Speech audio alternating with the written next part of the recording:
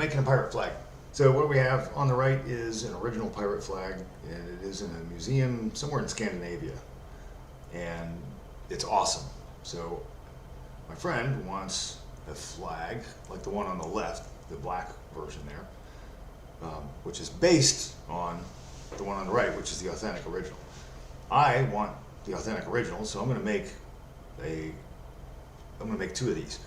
They're the same size. It's just the skull on the one on the left is skull and crossbones is rotated and enlarged. Just the format's changed a little bit, but it's essentially the same. The flag itself is the same size. So I'm going to make those now. Send out a link here to my buds. See if they want to come in and watch me muddle through this. Okay, so let's go to that. In just a minute here, I'll get the stream. I'm going to warn you, it's not going to get a whole lot more interesting, but I'm just going to go through this and I'm going to make it. There's not a whole lot more to say than that. So I want to first figure out my size. I think we've already done that. It's about 30 by 42, and so I want to get. I've got my material behind me. It's all white. I'm going to start by making the bodies of the flags. I'm going to make them at 30 by 42, roughly.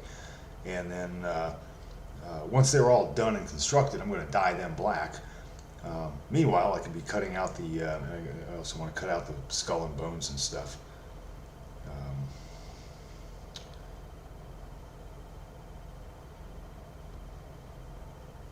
There we go. Welcome people in. All right, so what I want to do, I think at first, is get, where's my yardstick? All right, let me get my sewing tools together. I'm gonna need some chalk, scissors, yardstick, and I can lay this out. Let me take a look at these drawings first. I always like to look it over, and we'll see what we got going on.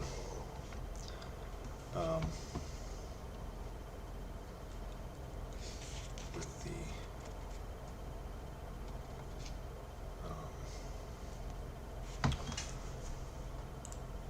construction. So the construction of these is going to be the same. So, I mean, the detail in this photo is really, really nice. So it looks to me like there's a big rectangle. You know what, I'm going to make sure my friend gets in here. He said he wanted to grab a drink and join me. Since we're doing piracy or a pirate flag, I've got a shot of rum and some strong coffee. Let's see here.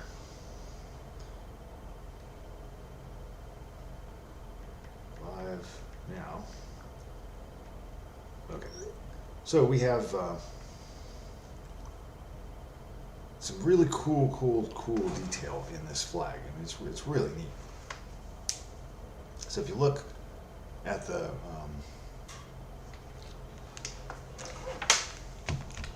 let's see here. So looking up here, can you see my cursor on the screen? Is that moving? Yeah, okay. I think there's a slight delay. I guess I need to adjust my latency. Can I do that in OBS? Right, how do you do that? Scene transitions. I don't know how to change that. Maybe camera? No, I don't know. I'm pretty new to streaming. My last project, but I didn't really get good at it. I made some improvements, like I turned the sound on. I guess that was pretty good. So with every one of these, I want to try to make it a little better and more useful. So anyway, here's the overall flag. And again, I'm making two of these. I might even make three, and then I have an extra one. Invariably, somebody says, "Hey, I want one of those." So if I make three of them all at once, it's a little easier to, while I'm cutting and dyeing and stuff like that. It's more efficient to make more than one. So I may make three of these.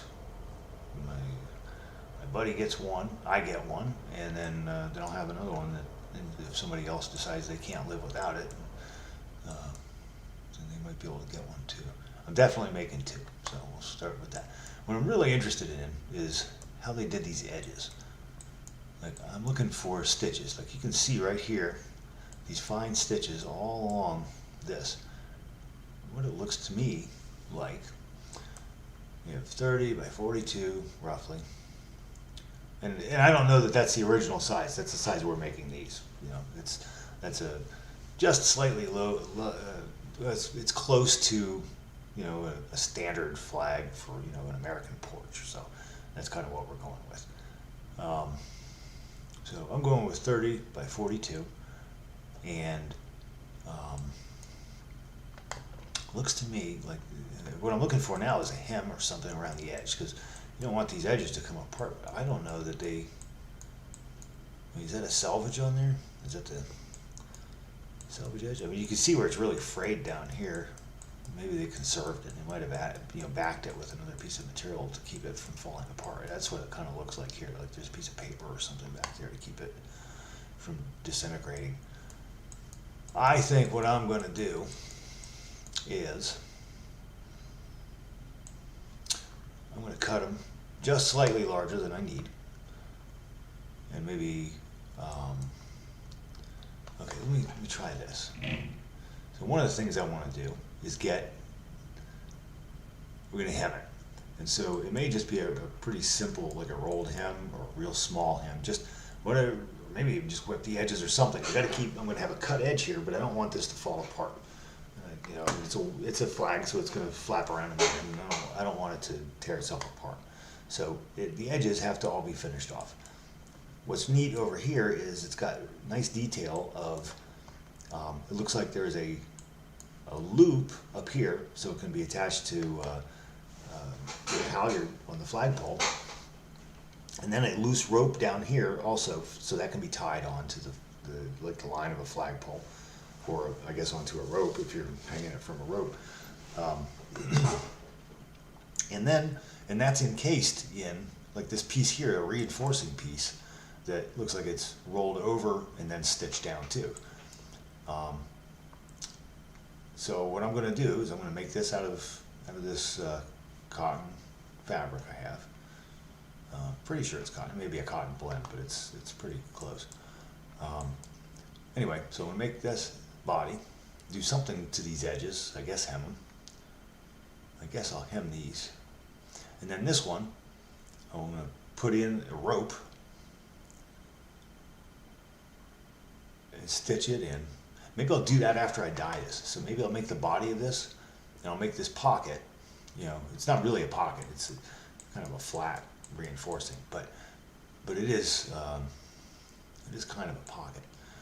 But then at the end, I'll make this rope loop thing and run this in so that the flag can be attached and flown.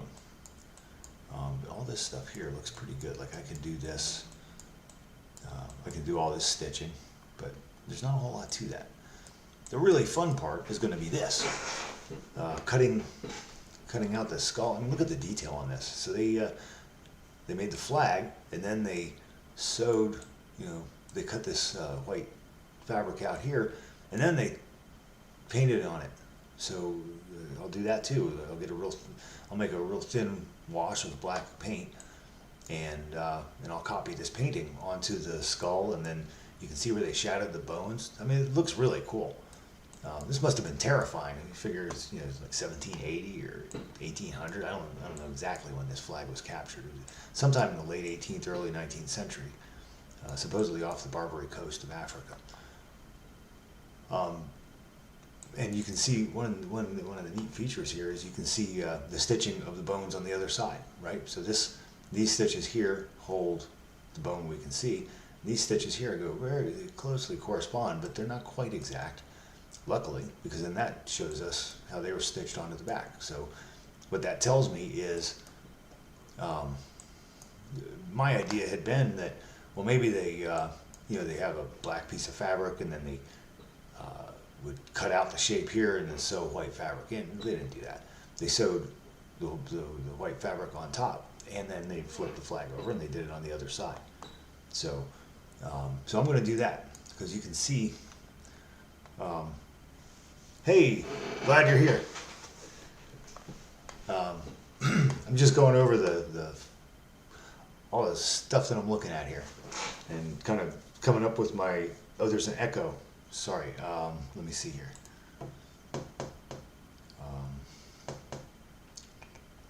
Why is there an echo? Why is there an echo? Let's see.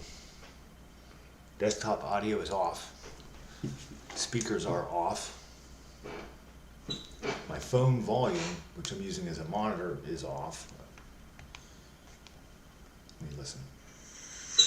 My phone volume, which I'm using as a monitor, is off. Let me listen. My phone volume, which I'm using as a monitor. Got a dram of Macallan Amber. Ah, very nice. I'm using Bacardi Gold and strong coffee. Is there still an echo? You don't? Okay. Now, my other viewer, both of you two viewers know each other, by the way.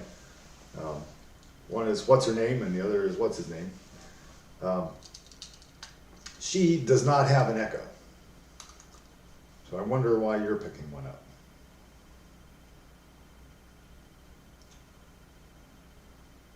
Is it possible that it's something on your end, how you're listening?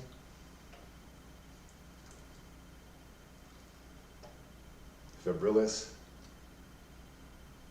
Yes, okay. You don't know. You're still getting an echo? Test 1, 2, 3, 4. Just using one computer, but you still have an echo in the sound, huh? That's really strange because I'm not getting one, and I did have one last week when I was doing this, but it turned out that I was had desktop audio on, and that was feeding back. Yes, damn it. Well, I don't know, dude.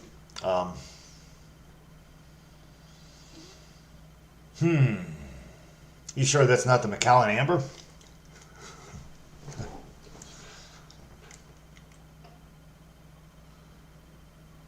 Hard to understand.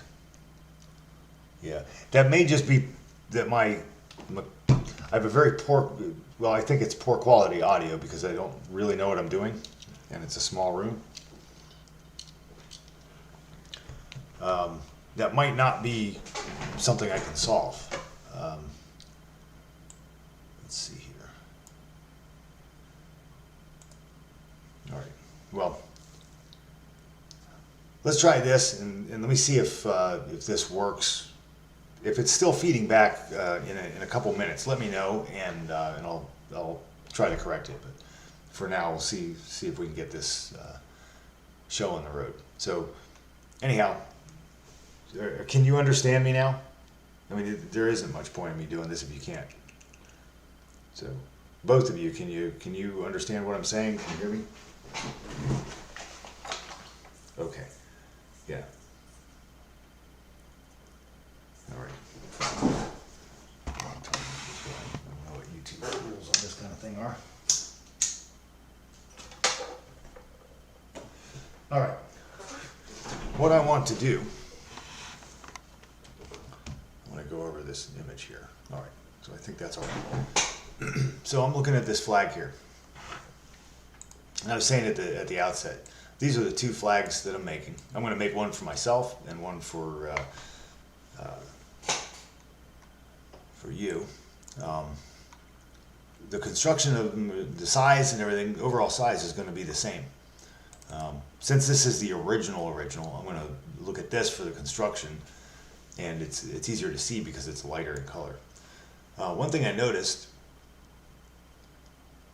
Okay, so what's her name says she's watching on her iPad or whatever it's called, and has no echo. So there might be something in your internet connection or something between here and there. But anyway, so we're going to go 30 by 42, and I don't know if that's the original size of this thing, but it's what we decided will work.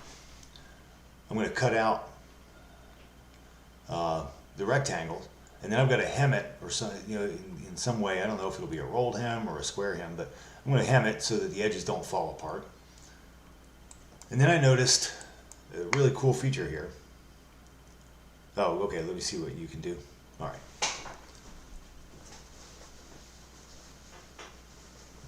When I give you a minute to do that, I'm going to Yeah. Okay, just let me know in the chat when if you can fix your audio, because she says there is no issue on her end, and as far as I can tell, when I used my phone, it wasn't doing anything. So.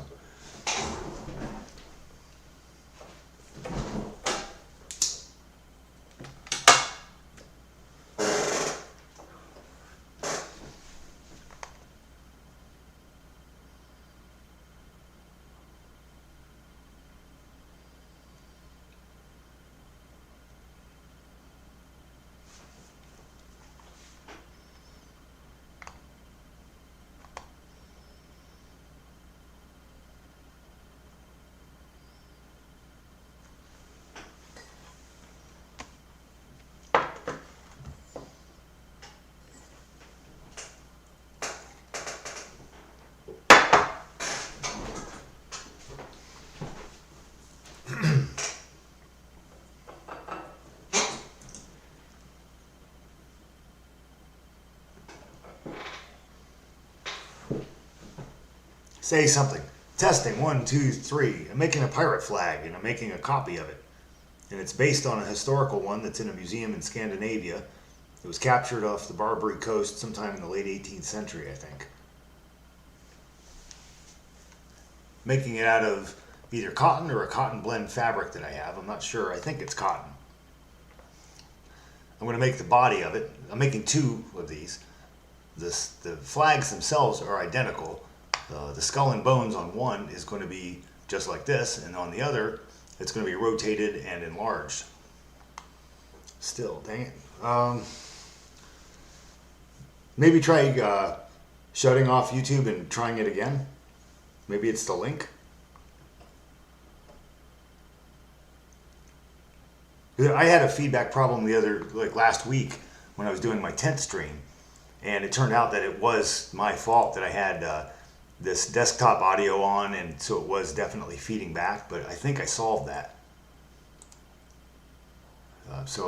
Okay, I'll be back. Yeah.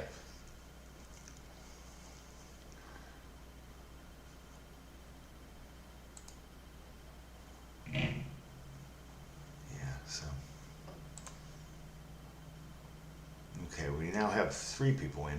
So one of our viewers is trying to solve an audio problem, but what we're doing, I see someone just joined, making a copy of a pirate flag.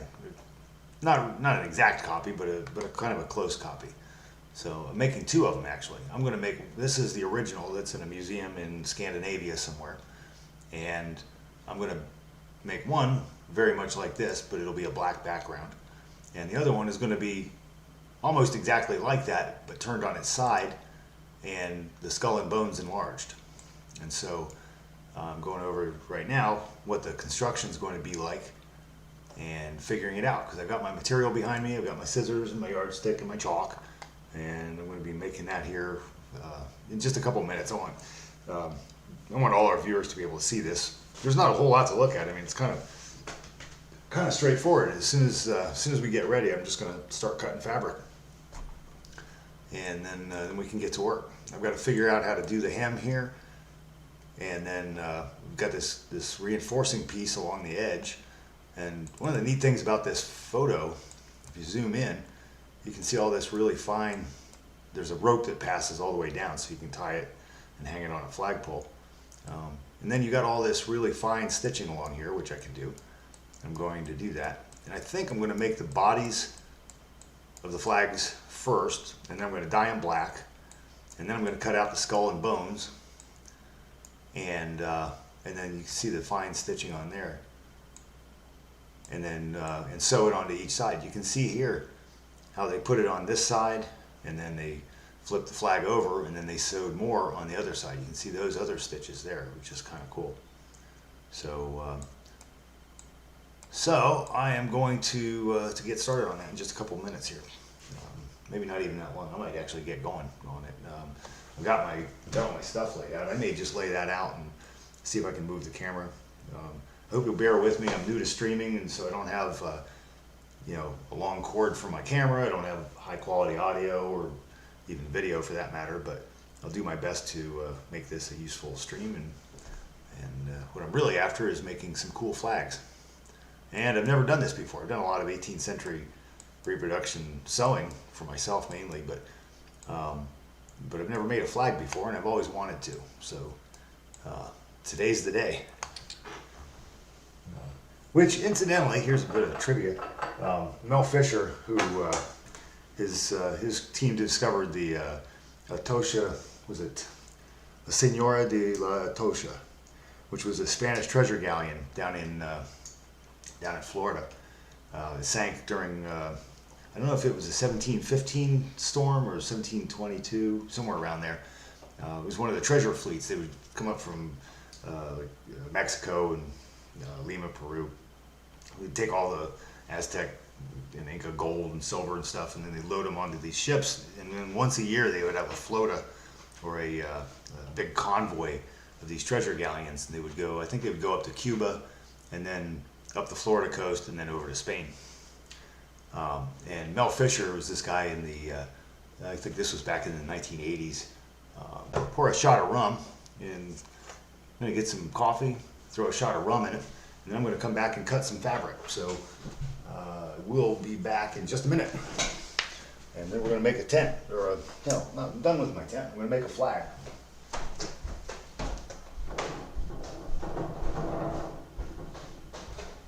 All right. So here's what we're doing.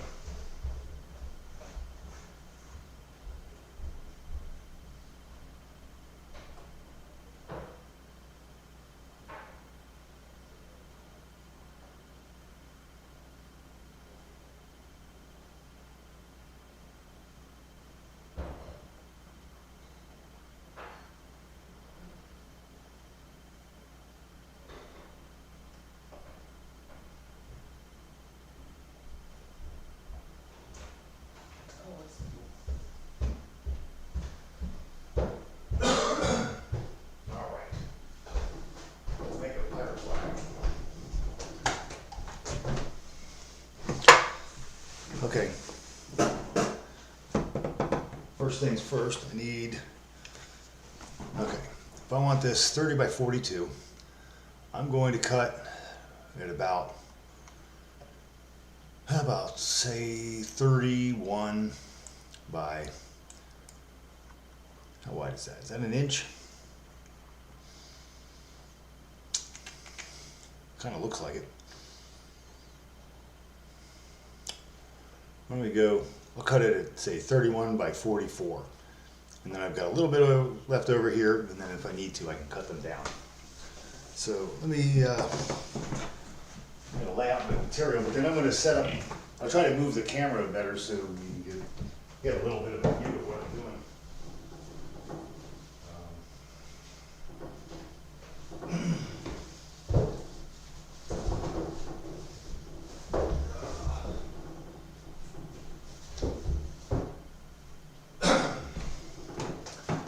Let's see. I have a tripod. Got that.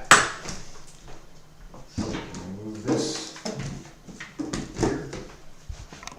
Try to move this slowly and not give you motion sickness if I can avoid it. This might get a little bit closer. All right.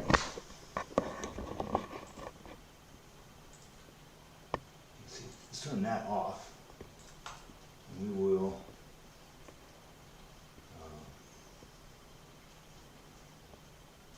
transform. Where's that? Fit to screen. How about that?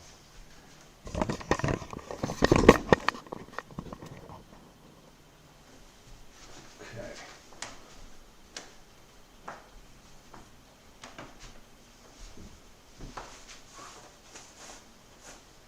Yeah, that'll work, right? I think so. All right, so I've got my material, my yardstick, with my sewing tools. I have somewhere in here, in this box, I've got a piece of chalk right here. What else do I need? I want I guess that's it for now. We chalk, scissors, we should be good to go by 43. Awesome. All right, good. Let's give me this and my yardstick. Let's say 30 by 42, so we're gonna go at 31 by 44, right? Roughly. So let's do that.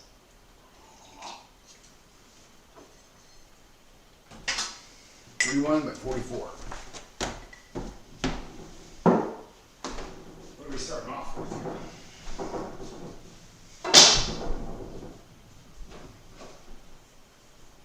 You know what, maybe, there's 36, right?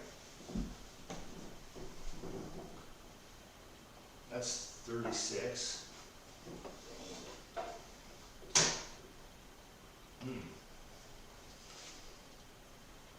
It's kind of small. That's where I want to make it bigger. There's 30. That's kind of small, dude. I don't know.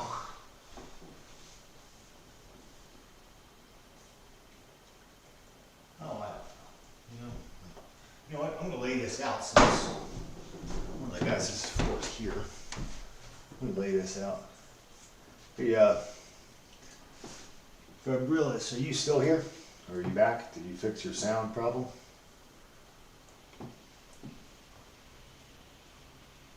Can't see anything in this. I don't think this chat's updated.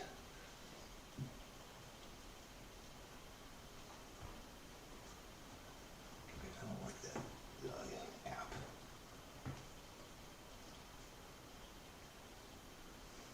Let me get this back up to date so I can see what's actually happening here on the screen.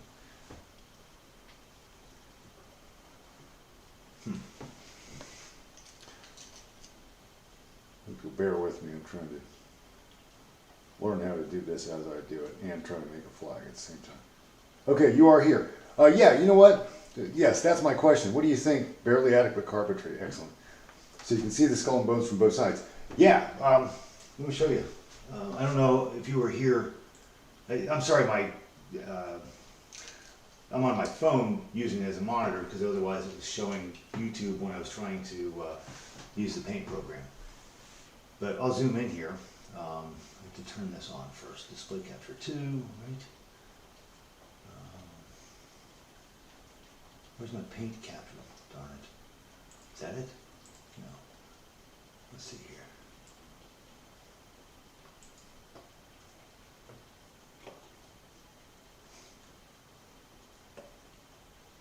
I think this is it. I'm not sure.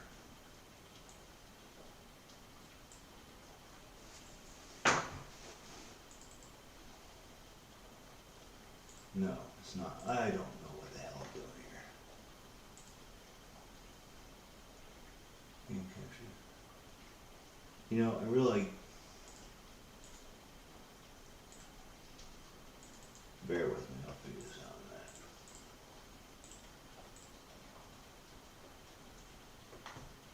I don't know what happened to it. I had it on here and somehow I turned it off.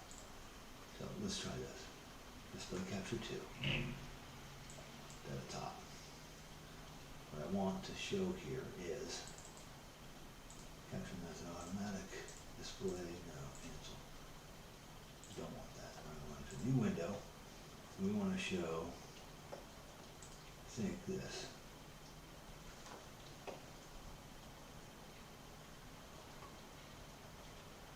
Okay. Capture any full street. Capture a specific window. Paint shop. Okay.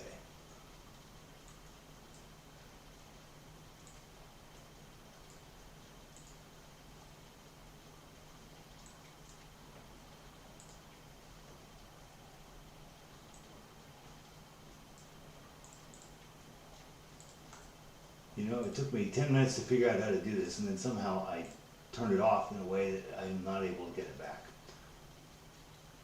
But we will figure this out in a minute. Enter view, transform, fit the screen.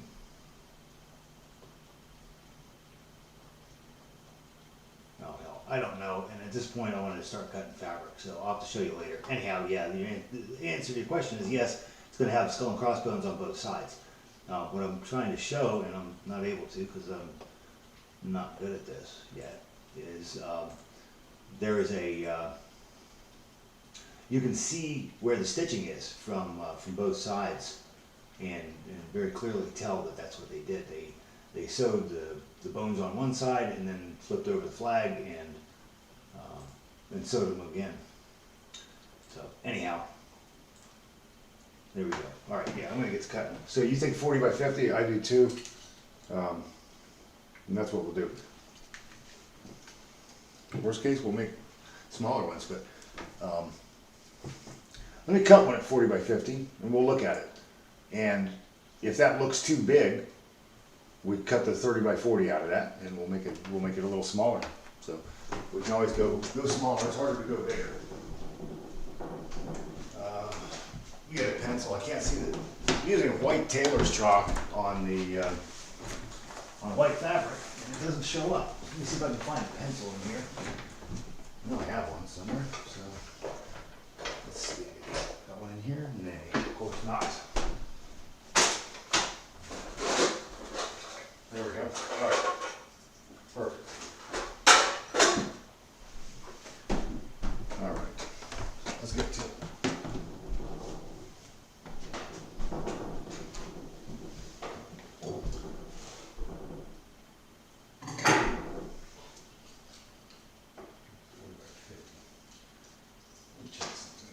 We said before, I had the other numbers, I think 40 by 50, right?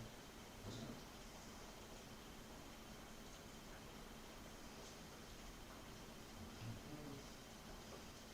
36 by 50.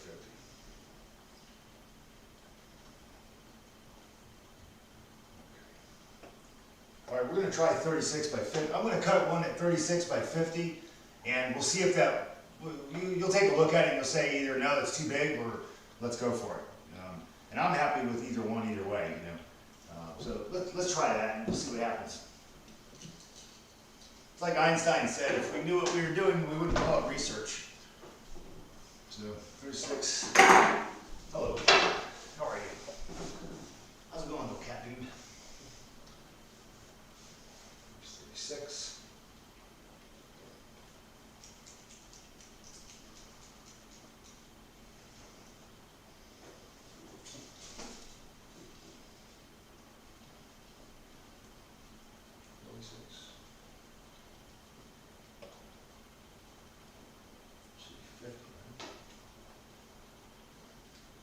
Okay.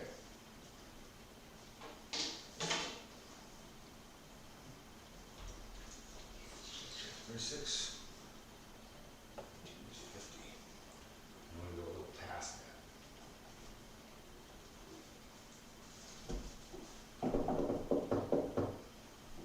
Oh, you know, cut it that direction. Oh, right there.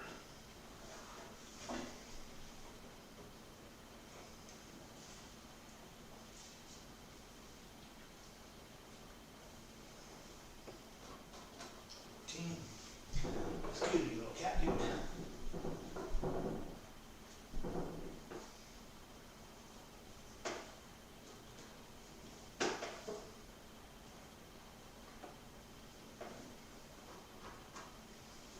Excuse me, little cat dude. I know. Gotta move. Gotta move. Alright, so right now I'm just marking 50 inches on here. When I cut it out, I'll cut it a little bit bigger, and then we've got some room to put the hem and stuff on. There's that. And let's see here.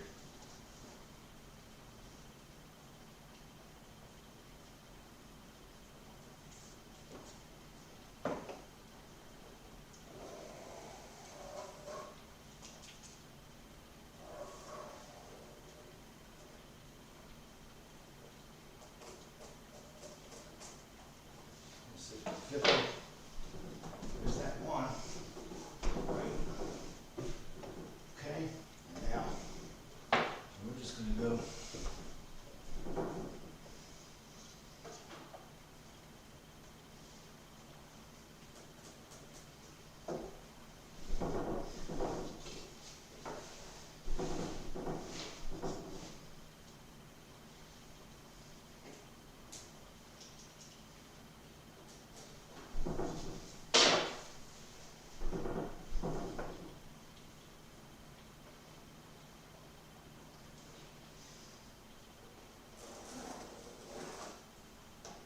Actually, I think what I'm gonna do is I'm actually gonna make this a 36 by 50, and we're gonna go a little bit smaller for the final thing, just by an inch or two, but I'm gonna cut it out of this size piece.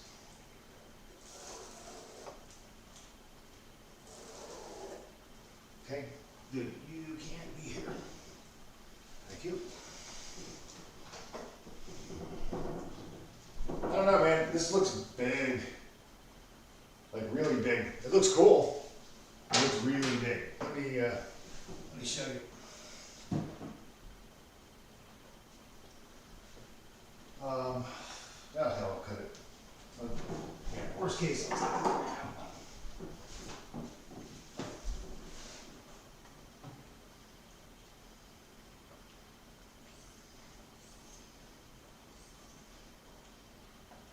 No, I'm cutting it out of that piece. I'm gonna start with that and go down on the sides just a little bit.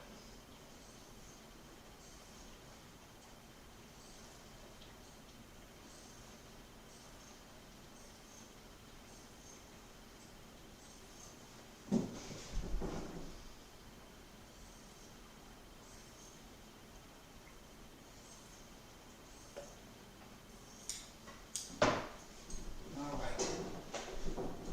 Good, okay. I know. Over there.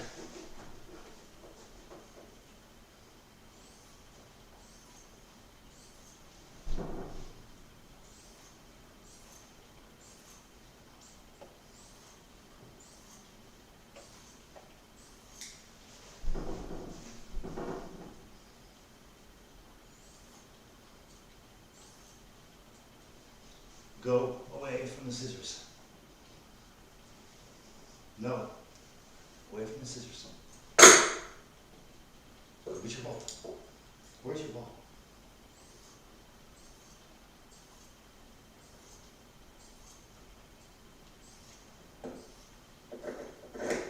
All right.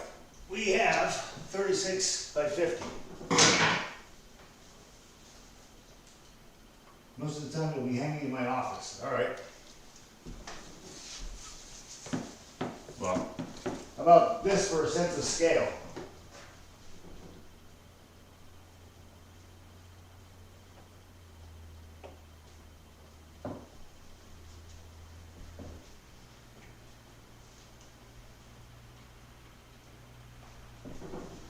Excuse me. Thank you.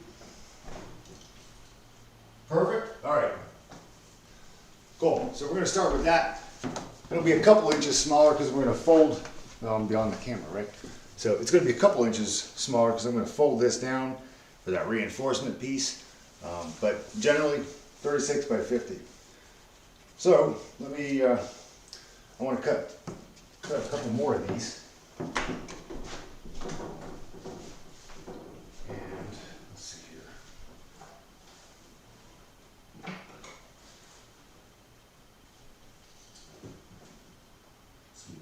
I think so. I think that's a good size, man. It's gonna be cool.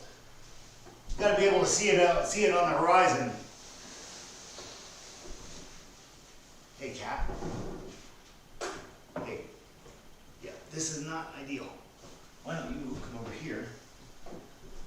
There's. Why don't you chase your ball? Come here. Get your ball. Get your ball. Come here.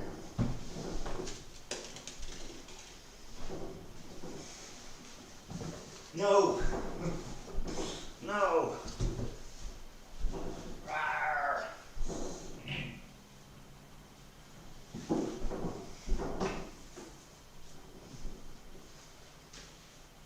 You know you're right back in the way. Do you know that?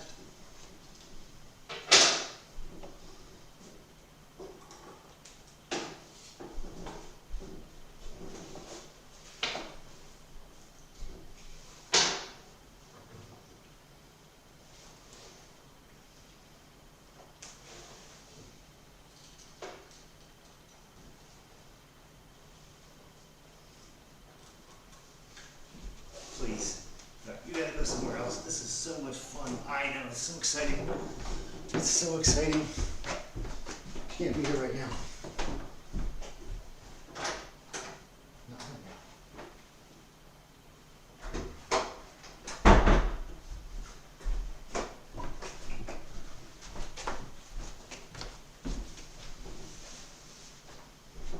So I'm just going to repeat what I did with that piece. I'm just cutting 2 more of these, and we'll get to sewing.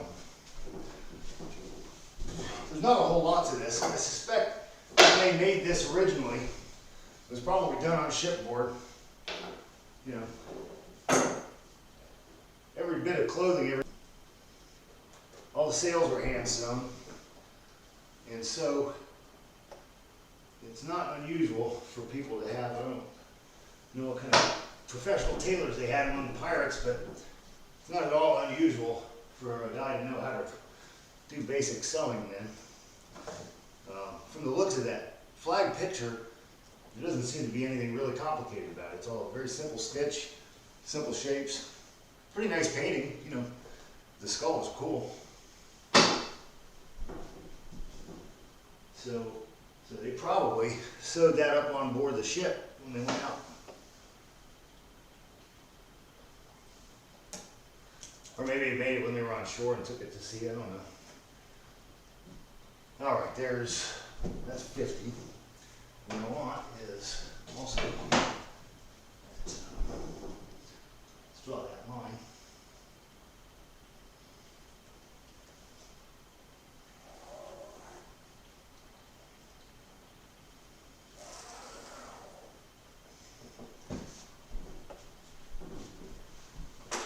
My scissors.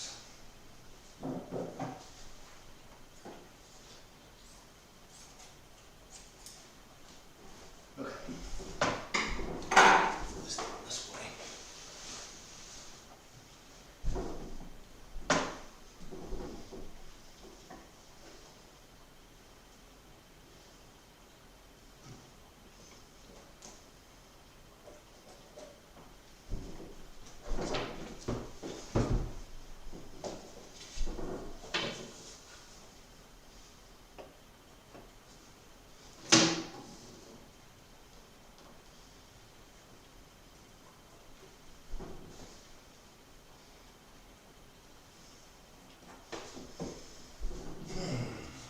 Right, so here's one, and another right here. So we go.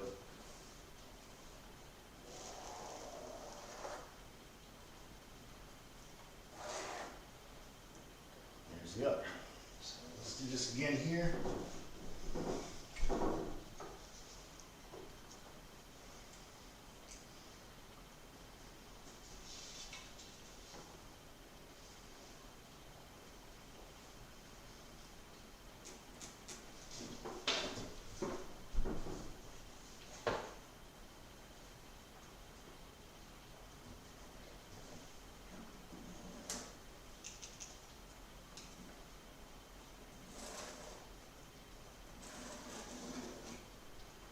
The gaps in the floorboards keep eating the lead in my mechanical pencil, but it works okay.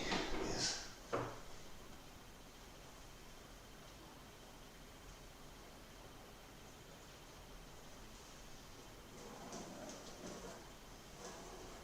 Okay. A couple more lines and we're ready to cut and get going on this.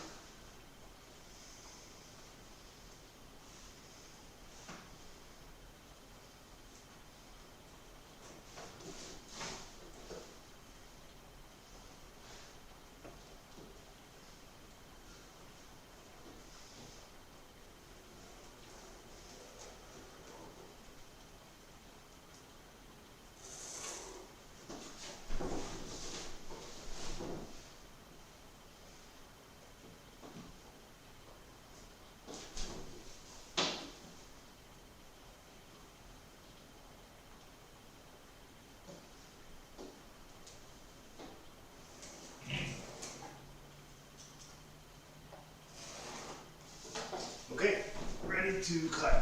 So, one. Any other questions? What do you think? I think it's awesome. Oh, your dog? Yeah. What kind of dog is he? Axel. Is that named after Axel Foley or Axel Rose?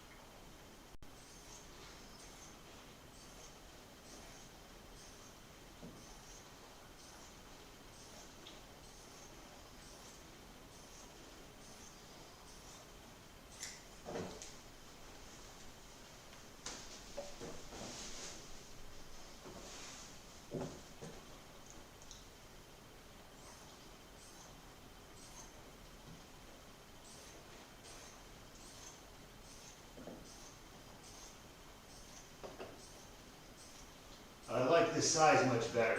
It seems big still, but I think it's cool. And I mean, the purpose of a flag is to be visible from a long way off, so this makes sense.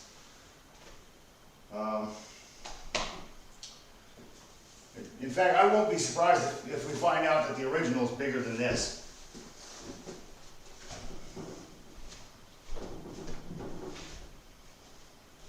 Okay, we've got 3 pieces now, and we can get started.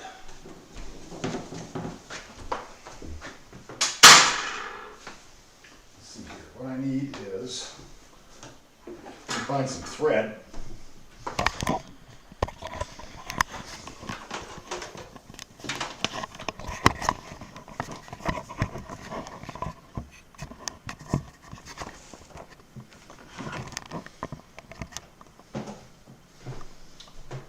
Tripod up, so we need that.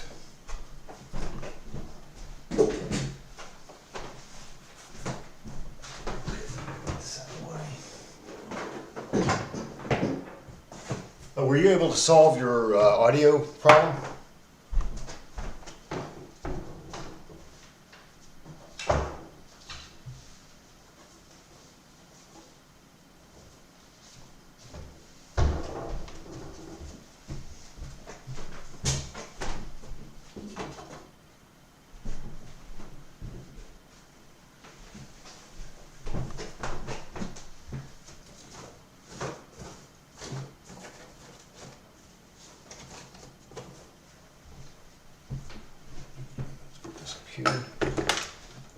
Okay, what else? I need the iron. Where's the iron? Put that away, I think.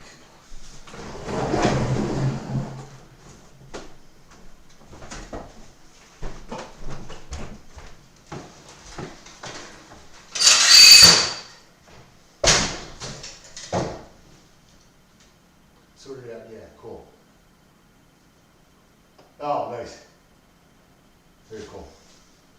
All right, let me run. I think the iron's down in the laundry room. Let me go get that, and I'll be right back. Does it say chat ready? Okay.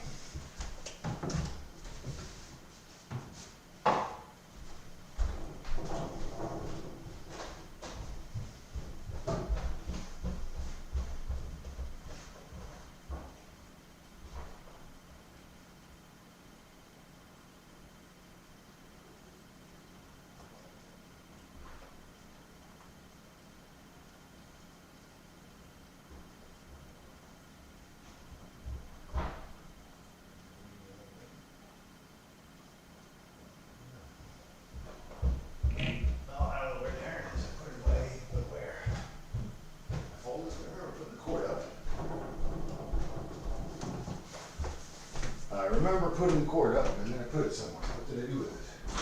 I wonder. Hey, so there are people.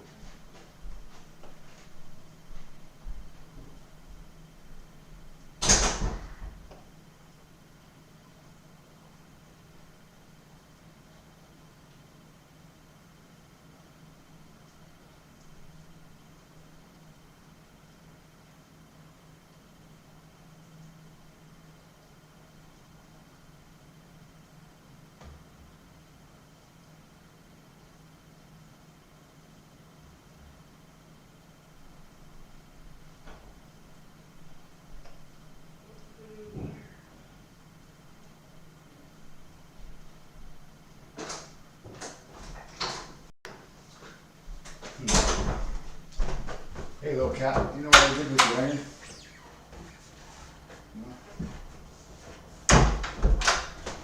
I know this makes for thrilling television, but I have to have my iron.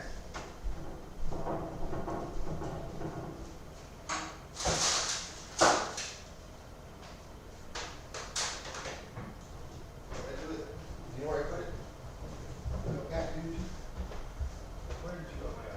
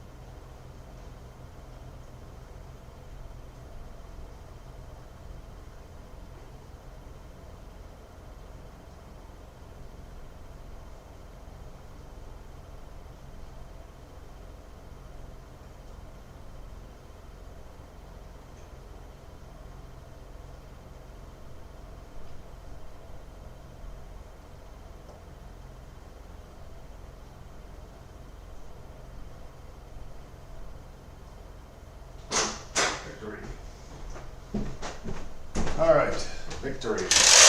Found it. Water in there? Yeah.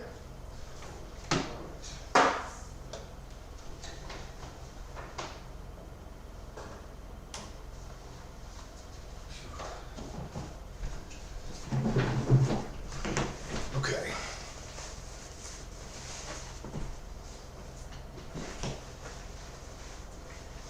This will just take a couple minutes to heat up.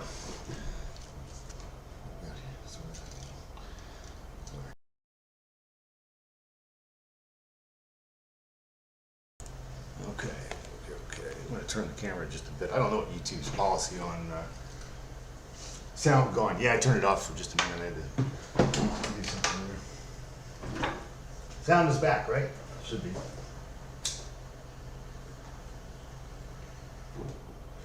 All right.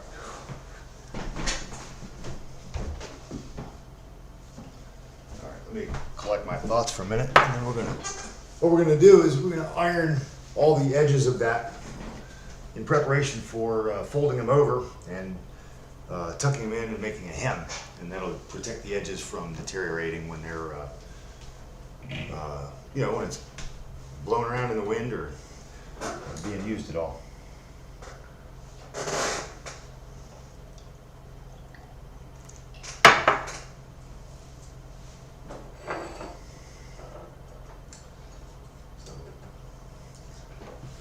How's the Macallan treating you?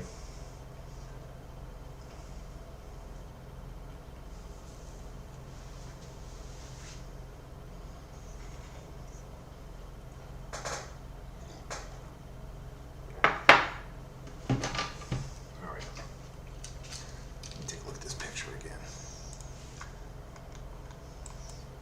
Yeah, it's weird. I don't see anything in terms of a hem on here, so I'm guessing it may be just a very finely rolled one. Real small. So I don't need to do a whole lot of big fancy stuff, but it needs to be edged properly so it doesn't come apart.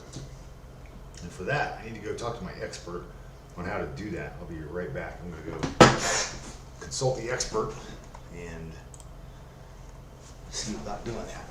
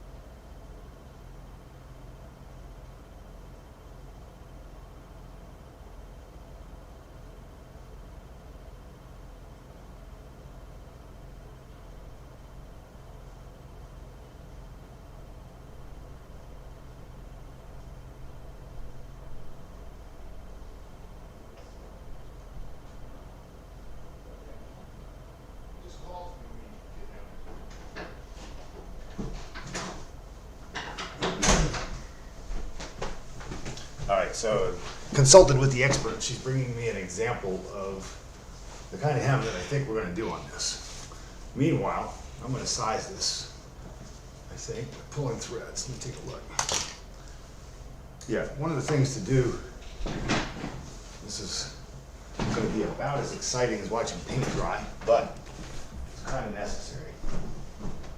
Where are my glasses? Is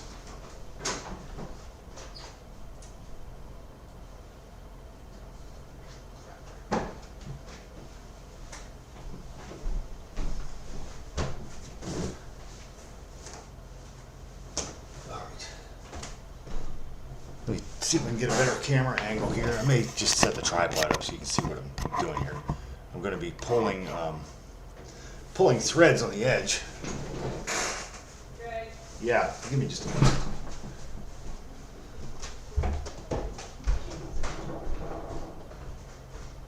Oh, thank you. Great. I appreciate it. Thank you for your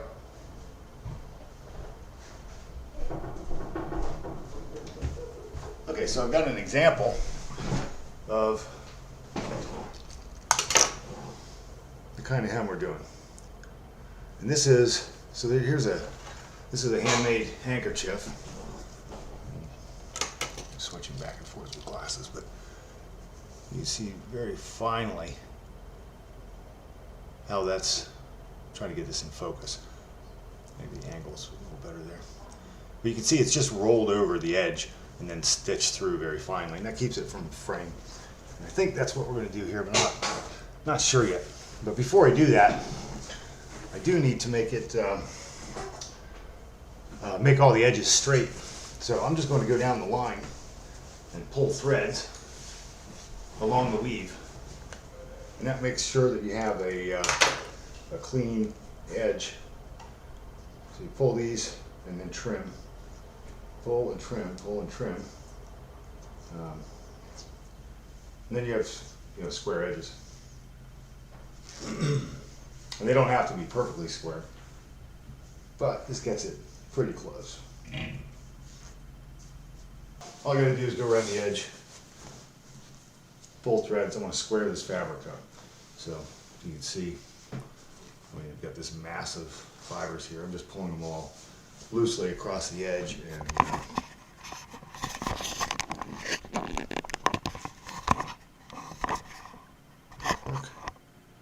it's a little better.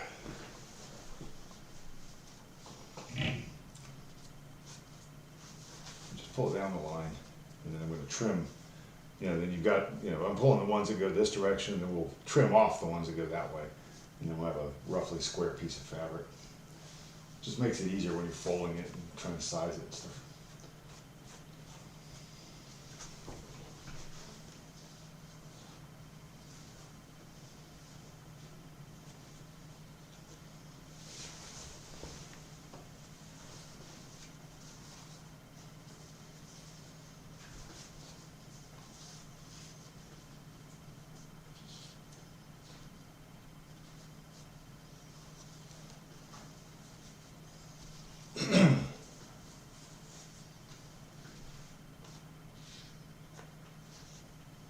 Kind of amazing that, there are two, maybe three. When I was earlier tonight, I was looking up authentic pirate flags online. Found a couple of sites that said that there are 3 left in the world that anybody knows about. So there's one at the Royal Navy Museum. It's owned by a descendant, I think, of Lieutenant Curry, who captured it in 1780 off the Barbary Coast. And it's this really cool red ensign. The red flag was no quarter. It means if they're flying a red flag, they will take no prisoners, and they expect no mercy. So it's a fight to the death. And this was a cool one because it was it's a red flag with it's about 2 feet by 2 feet, suspended vertically, and it had a skull and crossbones. And I always imagined.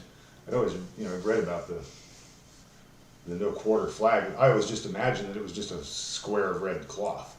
But that they have the skull and crossbones on there was really cool. So there's that one, and then there's this one that I'm using as an example for this project, which is at the Aarhus Museum, I think. I'll have to look it up. But, and this one was captured also off the Barbary Coast. sometime late 18th century, and it didn't say when. Late 18th, maybe early 19th, but it looks 18th century to me. Close enough. I mean, you know, the construction I don't think changed much in 20 years.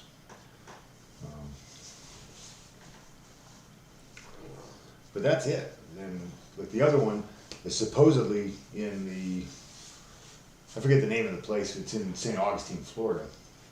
There's another one in there, and it's a cool looking flag, but it's, I think they said it was 1850, which is a little past my area of interest. I like, I'm into the late 18th century, so if I, anytime I can find examples of stuff from that time period, that's what I'm gravitating toward.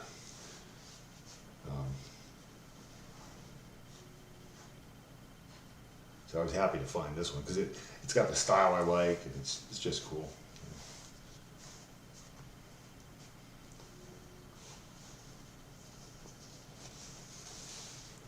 There we go.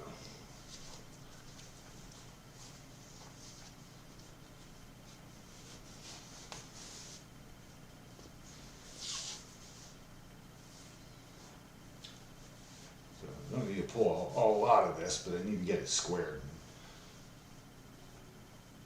After a while, you get down to long threads. When you get one even that goes the length of the fabric, then you've squared it off.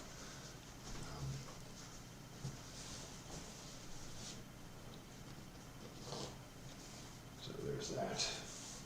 We're getting close to that point now on this edge.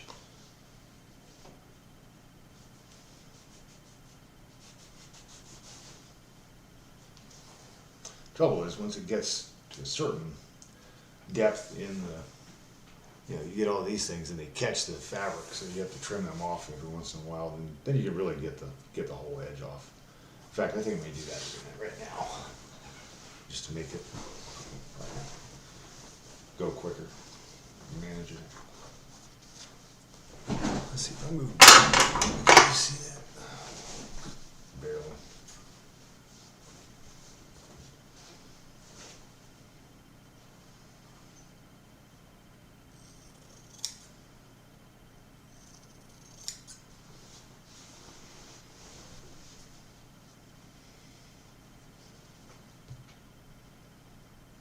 So I'm just kind of thinking out loud.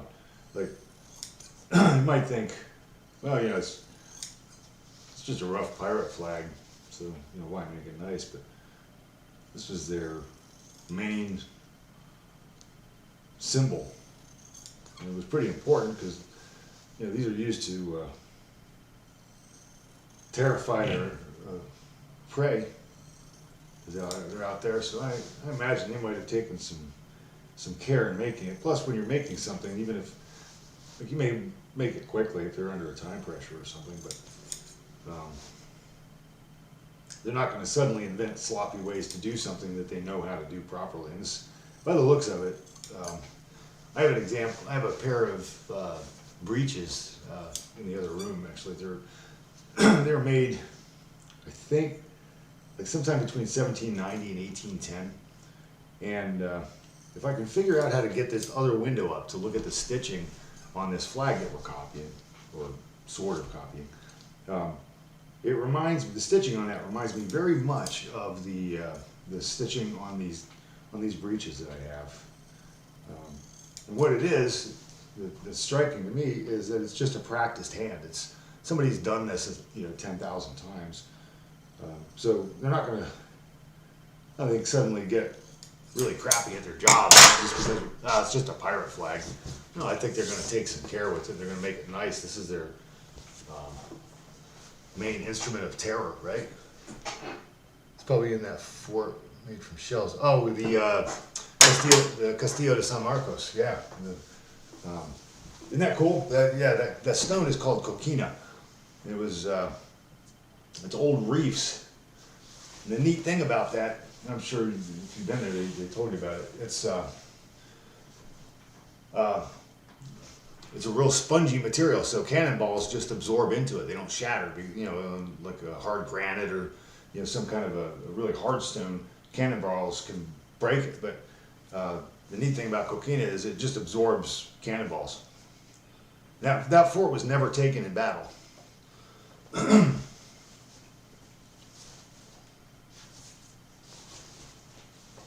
was Spanish and British and American.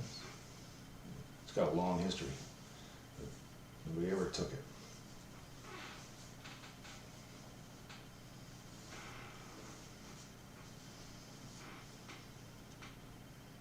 What the heck was that? I mean, what I don't want is to skip a step here and then wind up with something sloppy looking. I want to make this nice. So there we go. That's a nice clean edge so far. So I'm just going to go down the line and just pull it. You can barely see what I'm doing, but you get the idea. I'm just pulling these threads as I go. That's nice. That's nice. See, just trimming it off like that helps get you longer runs of this stuff, and then it comes out better. It's just a pain in the neck when it catches on those things.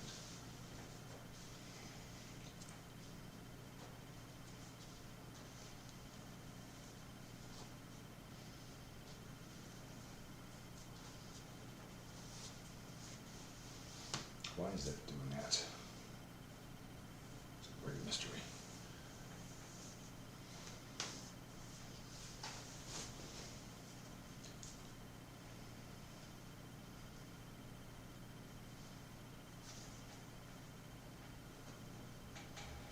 Yeah, okay. Hey, Scout, what's going on? What you doing there, sweetheart? You all right?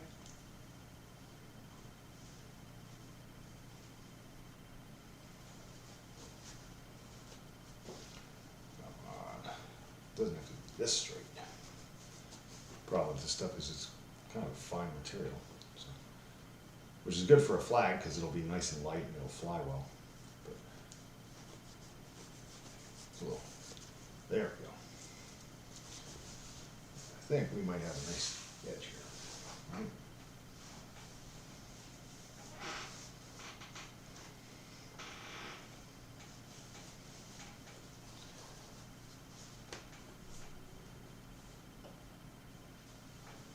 What you doing there, Scout? What are you doing? Nothing.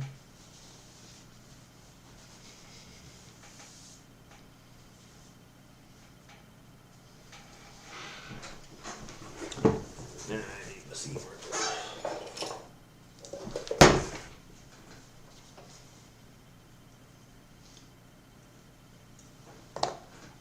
It's useful for grabbing long threads stuck in that stuff. Okay, just got this one bit here that's a little bit lower than the others. Once I get this cleared out, then this part's done. It's kind of nice to be moved to another edge since I have a bunch of edges.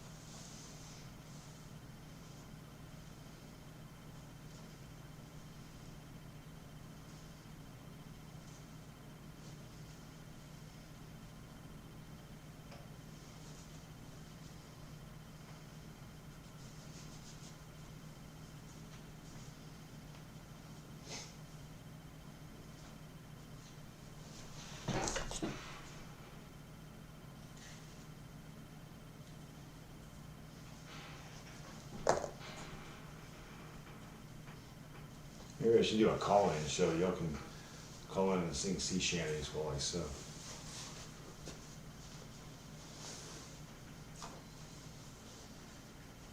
Either that, maybe I just drink some more rum, get a campfire going out back, and I'll sing the sea shanties. We'll get interactive. Ah, darn it. It's better. if you don't break the thread when you're doing this stuff.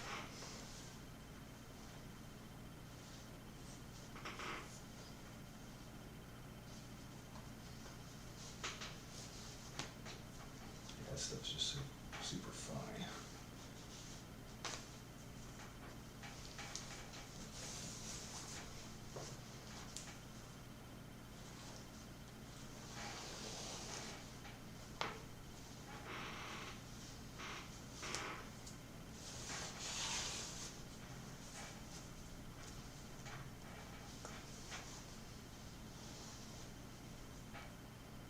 So now I'm just going down the line, just finding where these last couple of threads are, because I think we're just about done with this edge. Some of them are like this one, it's a real pain in the neck, and others just go really quick. Yeah, that's a great edge, beautiful. Didn't need to be any, well, we got 2 loose threads on there, but beyond that, but the actual edge is clean. So now I have a square edge that I can work with. Once you get that, then you can square the other stuff, even just by cutting it. You don't have to do all this fancy stuff. You don't actually have to do this, but I like to just because it gives me a real good solid reference point.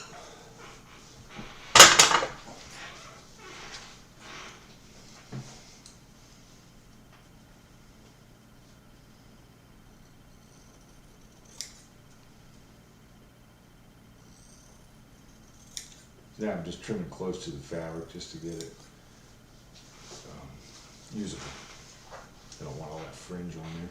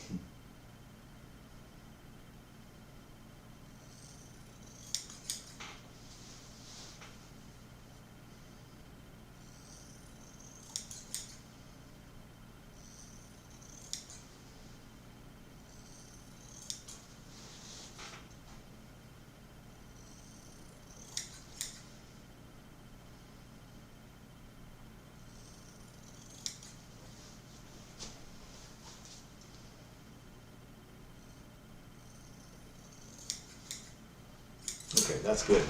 So got a great, nice edge. That one's done. I don't have to screw with that anymore. Now what I want to do is, I'm going to do one of those on each of the pieces. So got one really nice clean one. That'll be the starting point. Now the others, I think actually look pretty good. That one was pretty rough. This one might, yeah, it's a little chewed up. Yeah, I'll just clean this one up. To quote the Beastie Boys, we need body rock and not perfection. So it doesn't have to be perfectly edged. It's just, we're going to get close so it looks good. I'm just going to pull all these loose ones off.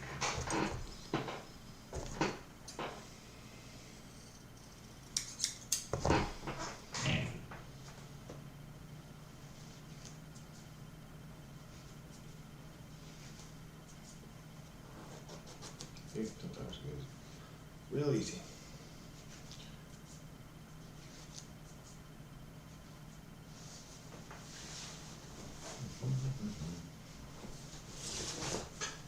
Same edge, I'm just gonna, oops, this way, it's just easier. Yeah, this is way easier than that other one.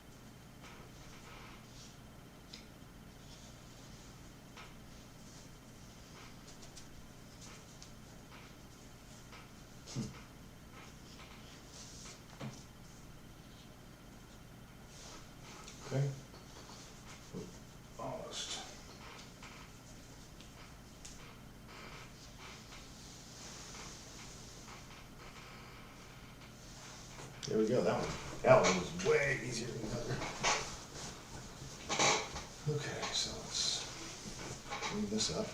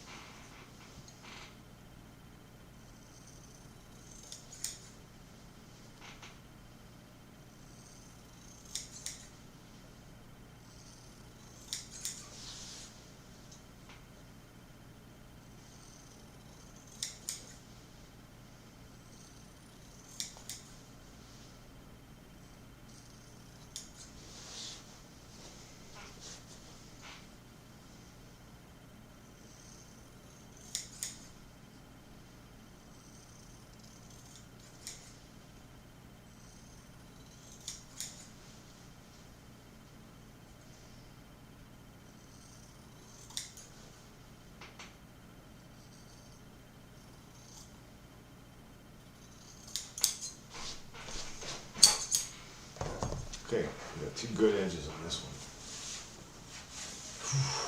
I think this is going to be the one for, boy, that one looks really good.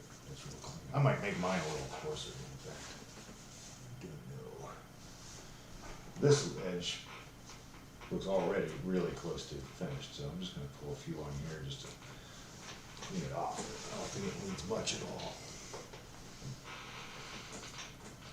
Just to, yeah, look at that. There we go, that's it. That one's done. So now I'll just snip it and we're done. So we have one perfect piece. Because that other edge is a selvage, which is woven in factory edge, and it is complete. So we'll just move on to this trim, and this piece is then ready to hem up. Then I gotta figure out how to do the rope.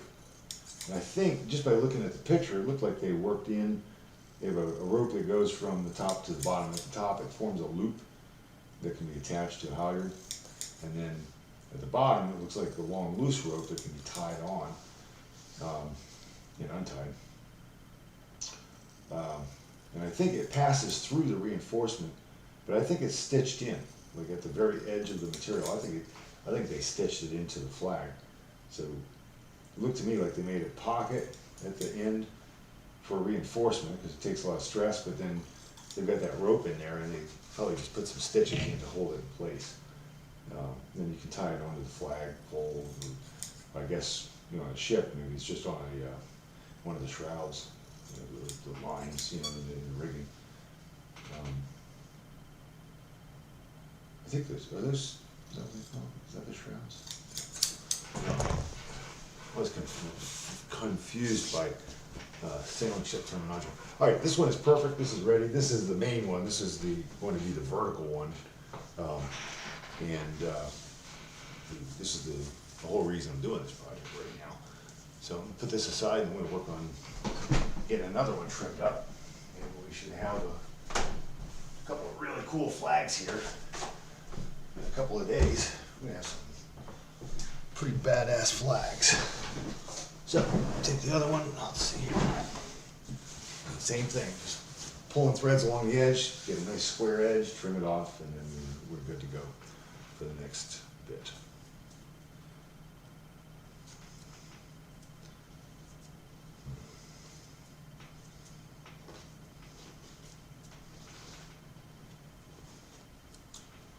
Okay, so far so good. This one's trimmed up all right. Some of them go really easy, some are more difficult.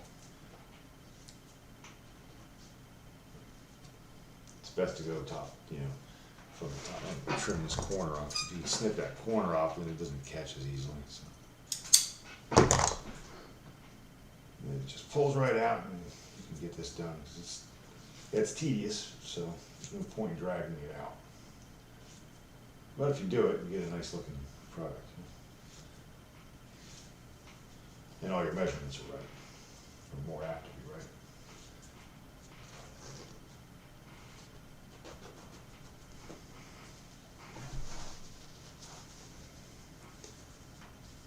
I don't like doing this, I don't want to snap a thread. But there we go. There you go. Yeah. No? Yes? I can't tell.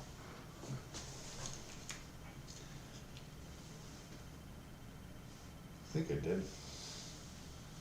Yeah, alright. We'll know soon enough.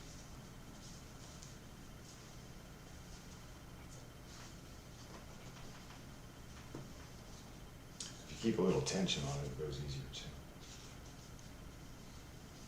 It just wants to bundle up inside all that fuzz. So if you prevent that, it goes so much quicker.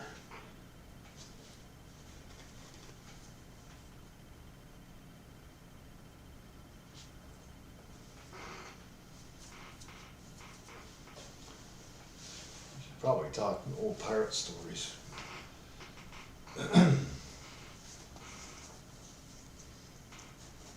fact, that may be something I need to do for the next, maybe I'll do that for the next stream. I'll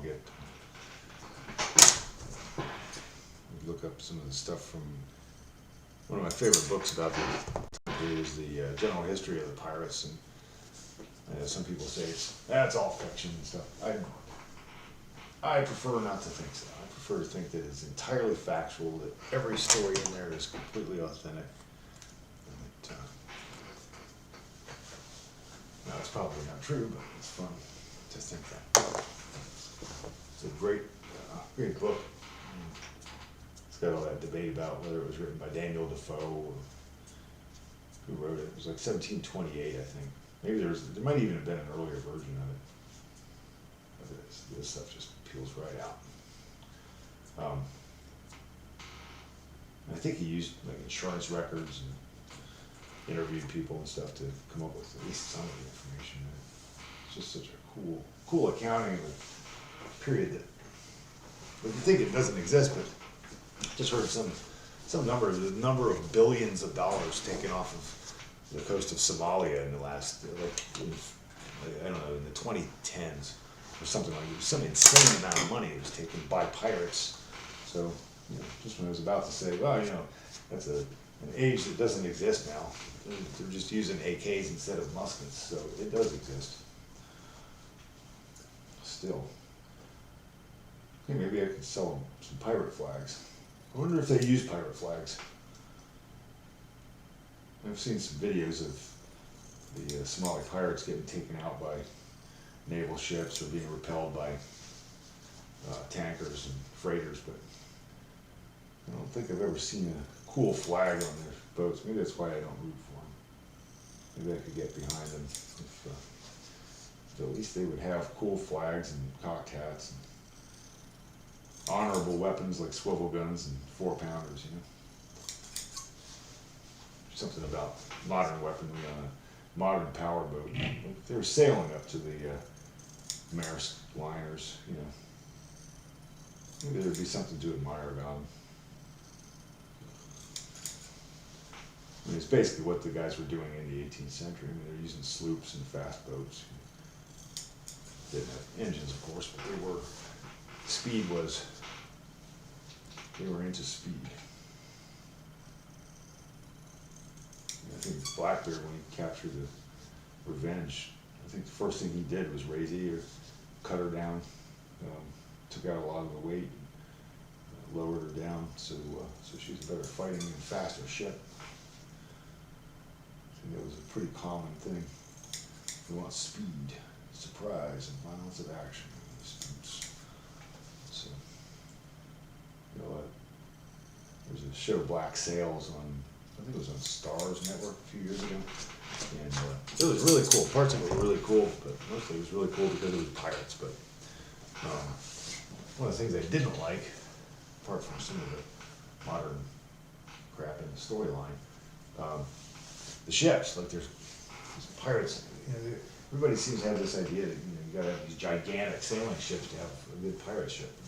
And I think most of what the guys were using in the 18th century was like sloops. They want little fast yachts. You gotta be able to move fast and get into little hidden harbors and chase down big heavy things. A bigger ship requires a lot of crew just to run the ship, let alone, you need guys for fighting and all the other stuff that's going on. So I like to see all the giant galleons used as pirate ships. Ships as a line and stuff. They were there, but they weren't that common. They had a few of them, but I think the most common thing was a sloop, a Bermuda sloop or stuff like that. Let's get these all trimmed out. This is done. I'm glad to see the end of this part of the job. Oh, that's a mess there. Every once in a while you get to one of these where it's just all tangled up. The only thing to do is to trim it. I'm gonna cheat. Just cut it right off and then hope you get close enough that you can make the rest of it easy to pull.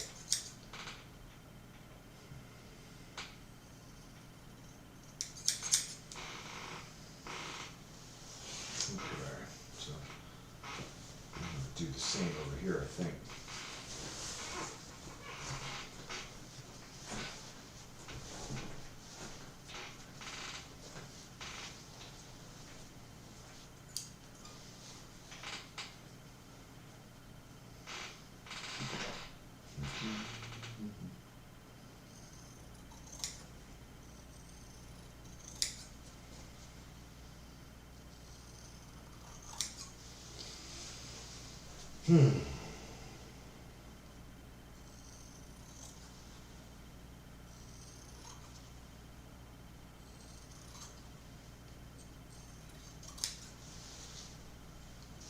Okay. Hey, what's up, man? Glad you're back.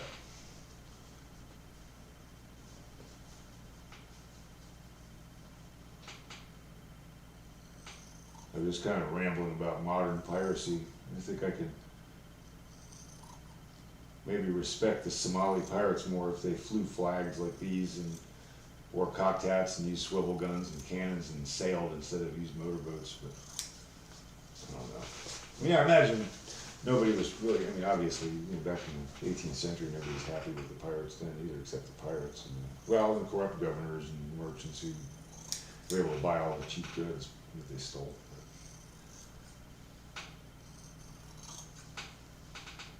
Just once I'd like to see video of Somali pirates in a sloop sailing out there, firing cannons, Leave the AKs back on the shore, but take the muskets and black powder.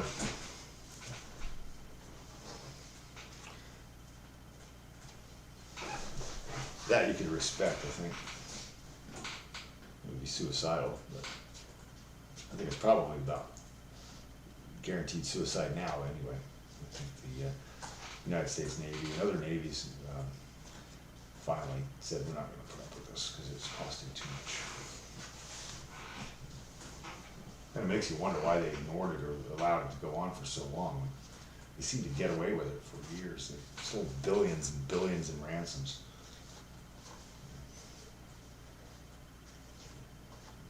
And it's not like the problem wasn't solved 300 years ago, It's not a confusing thing to do. Caesar had a solution. Julius Caesar was captured. He was a young man. He got captured. This is one of the all-time best pirate stories. I don't know where he was sailing to or from, but somehow the ship he was on got captured by pirates. And it was, I guess, a long way back to port. So while so they take everybody prisoner, but they know he's a nobleman, and they say, we're going to ransom you for, I don't know, we'll say a pound of gold. And he said, that's silly, I'm worth 50 times that. And they'll pay it, so take me back safely. And so the whole time he's aboard, they're playing cards or dice or whatever they played at the time. And he's taunting them, he's making up funny poems about them and stories, and they're all getting along great and joking and stuff. And he's telling them, when we get back, you're gonna get, I'm gonna crucify you. And he did. They took him back and tried to ransom him. They were all captured. And he had him crucified. Solved the pirate problem.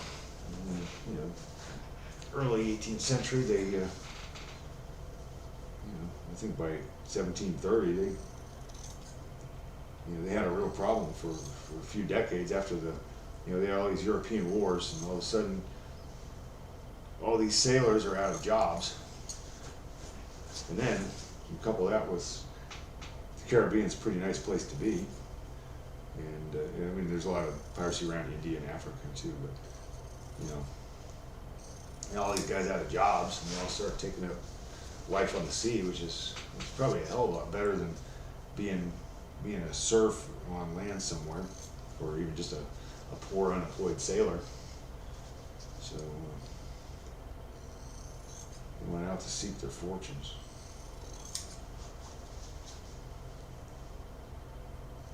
Be free. A short life, but a merry one. All right.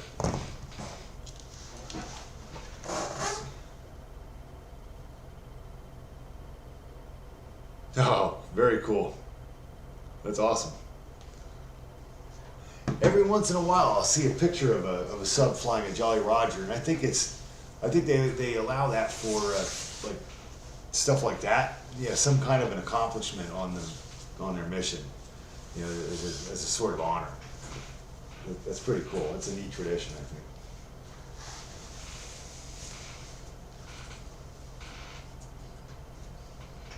That must have been a tense patrol too. If you think about that, like, you know, you've got to have probably the whole sub, you know, quiet the whole time. Everybody just totally focused on noise discipline and navigation. That's pretty neat.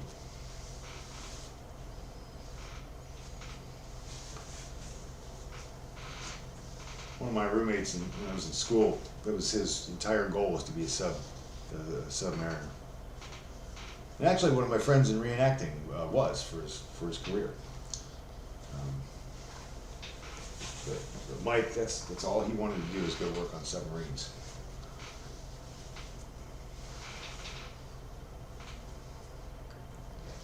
I don't know that I'd like it. I've been aboard a couple historic ones, but I don't know that I'd want to live on one, work on one.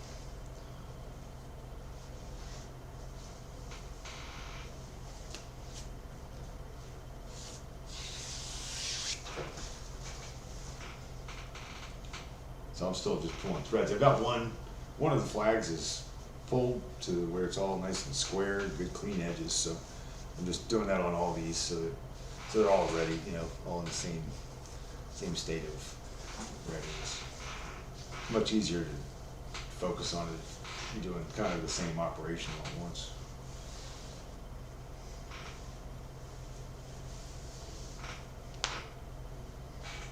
You can see this pile of thread I have on the floor. Looks like it snowed in here.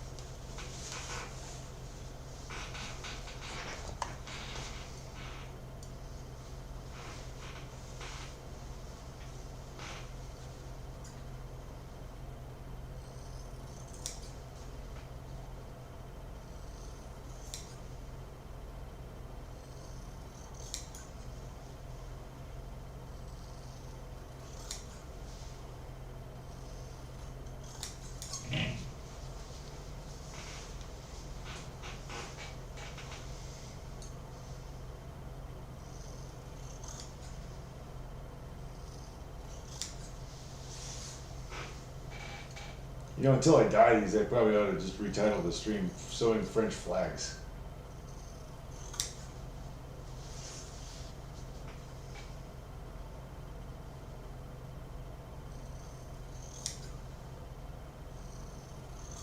just thinking about, maybe now I should, trying to decide whether I should use dark thread or not.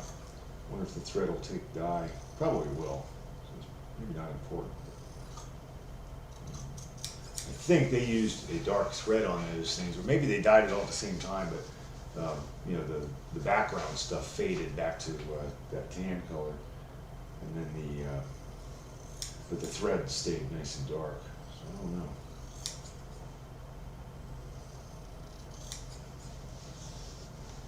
Okay, here we go. Made friends with many of them, had them strangled so they wouldn't suffer. Oh, the Caesar, yeah. Yeah, it's like, I think he got along with them all, and I don't remember who was it. It wasn't Pompey. Whoever was actually in charge of all that gave him the option. Like, what do you want to do, right? Like, it was his decision what to do with them.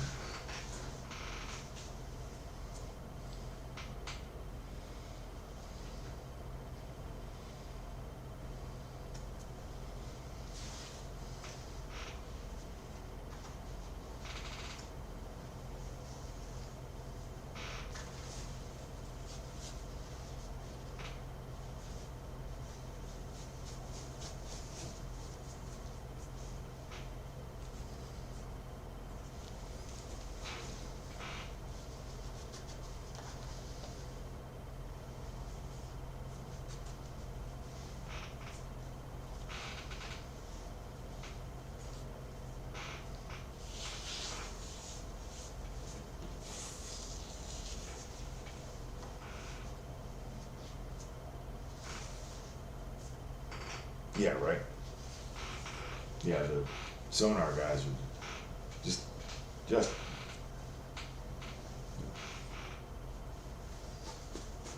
for however long they're out on that patrol. It must have been weeks at least, you know. And to completely be unnoticed, shadowed, pretty cool.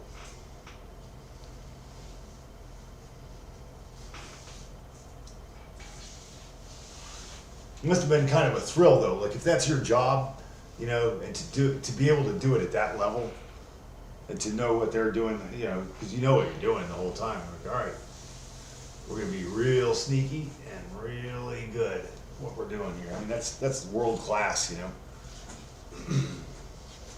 It's pretty cool.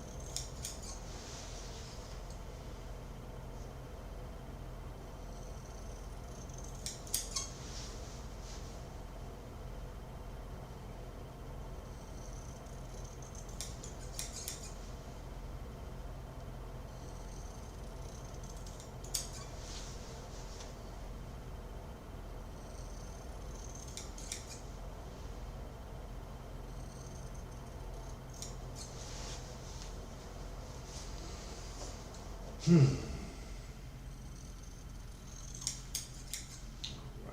okay. Cool, other edge down.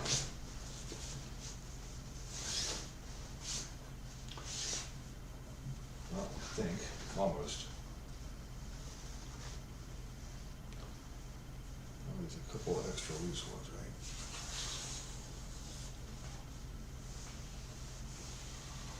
Yeah, cool, alright. That edge looks good. So.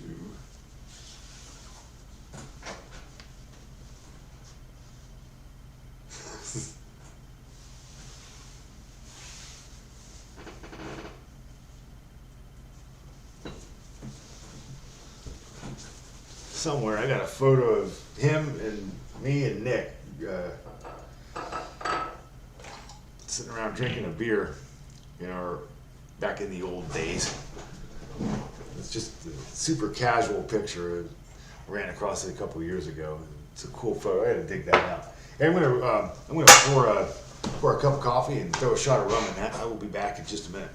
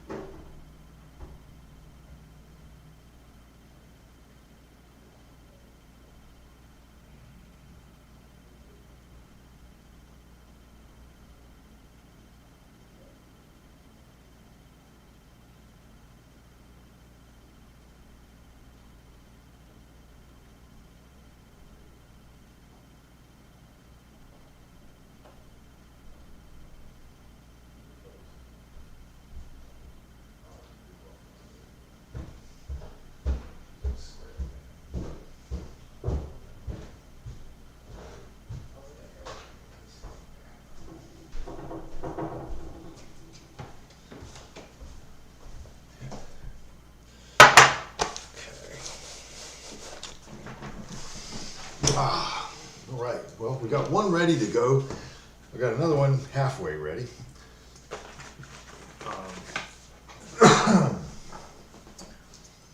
Since I don't know what YouTube's streaming rules are for smoking, I'm not going to do that on screen, but I'm going to do it.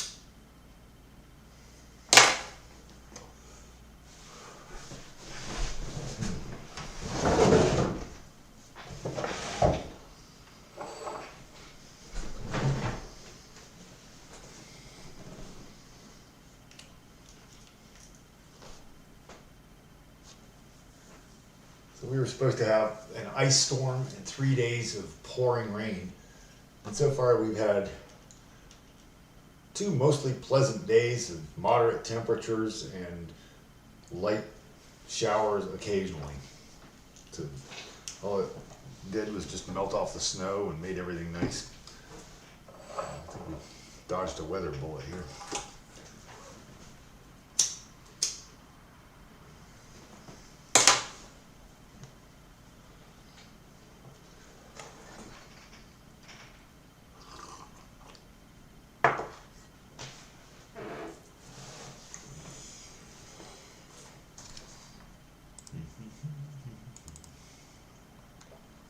Oh, you know what? While I'm having a cigarette, I'm going to try to figure this shit out. I had it so that this thing would automatic primary monitor. I don't know if that's going to work, but capture method. I don't know what that means. I swear I had this thing figured out so that it would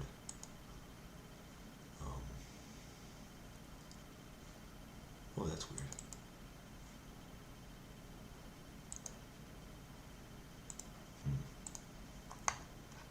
I really want to get this thing to work so that it shows the screen.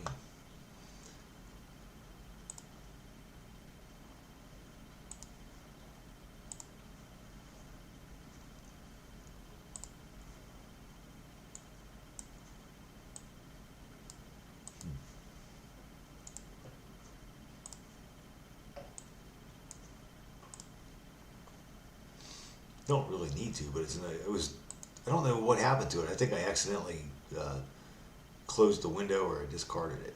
I had it set up so that you can see the my reference picture, which is really helpful. And it should be, like, I've got it listed now so that it should be showing that, but it's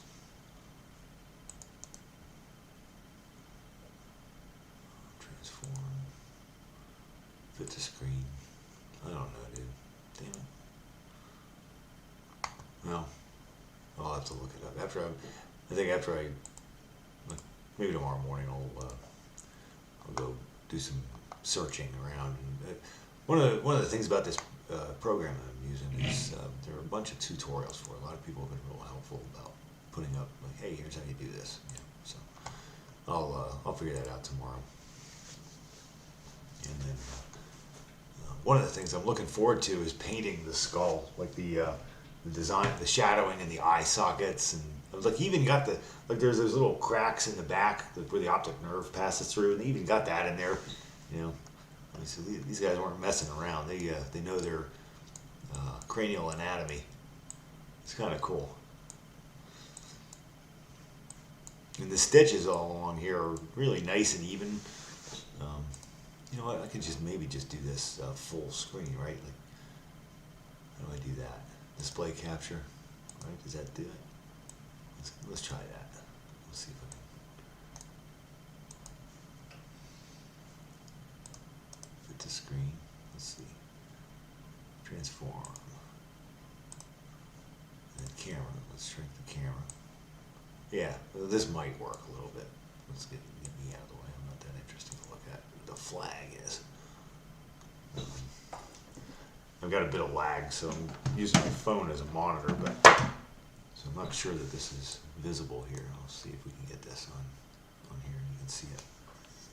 As soon as it pops up, I'll try to modify it.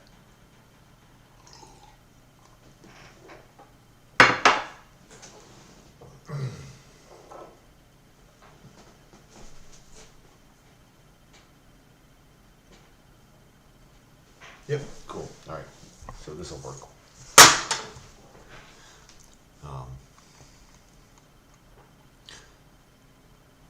So one of the reasons I think that the skull and bones were sewn on both sides, you have these extra lines of stitches like this. Like this line of stitching covers the skull we can see, and I think this line covers the other side because it kind of goes out. It's really close, but it kind of doesn't entirely mirror it, you know? Like you got that, and that looks like a pretty good match. Maybe they sewed all the way through, but the same thing on these. Look at the end of the bones here. You got this stitching here, that holds the bone on, but the only reason for these stitches to be here is if the other side has the bone sewed on it. Which is kind of cool. You know, same thing here. But look how even these stitches are. You know, this is a freaking pirate flag in the middle of the ocean. And they took, you know, hey, let's do a nice job of this. We want this thing to be terrifying and well made. We're conscientious pirates. We're gonna steal your stuff, but we're gonna do it with style. This is such a cool flag. The more I look at this, the more I like it. We're looking at. Oh yeah, you know, we don't have a generator, but someone I'm close to does, and it served. We were there. We were down there with them in Florida during a hurricane, and it was a great convenience.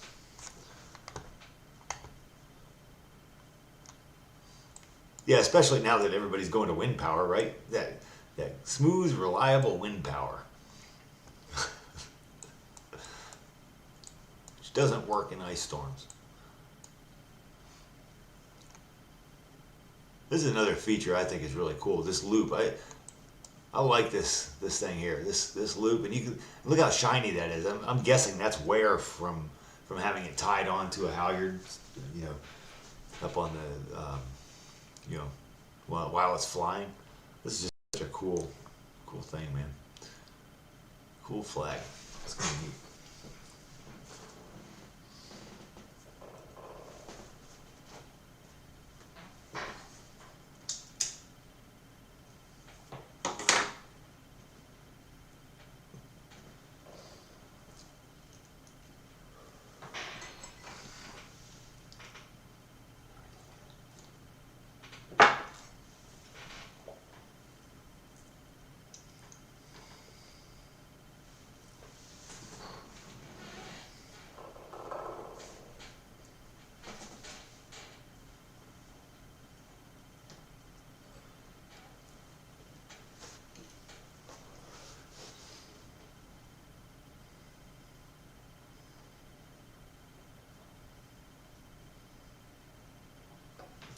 I'm glad to be doing them at this size. I think the other size, the smaller one, is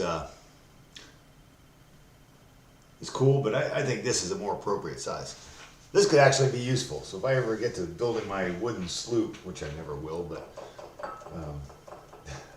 I built a bunch of 3D models of them and got them animated and got them in a game I'm building about 18th century piracy. So I get to at least virtually sail them. But I think I'm going to have to make a version of this flag and put it in the game too. But this is a flag you could actually fly off a boat, you know, I think.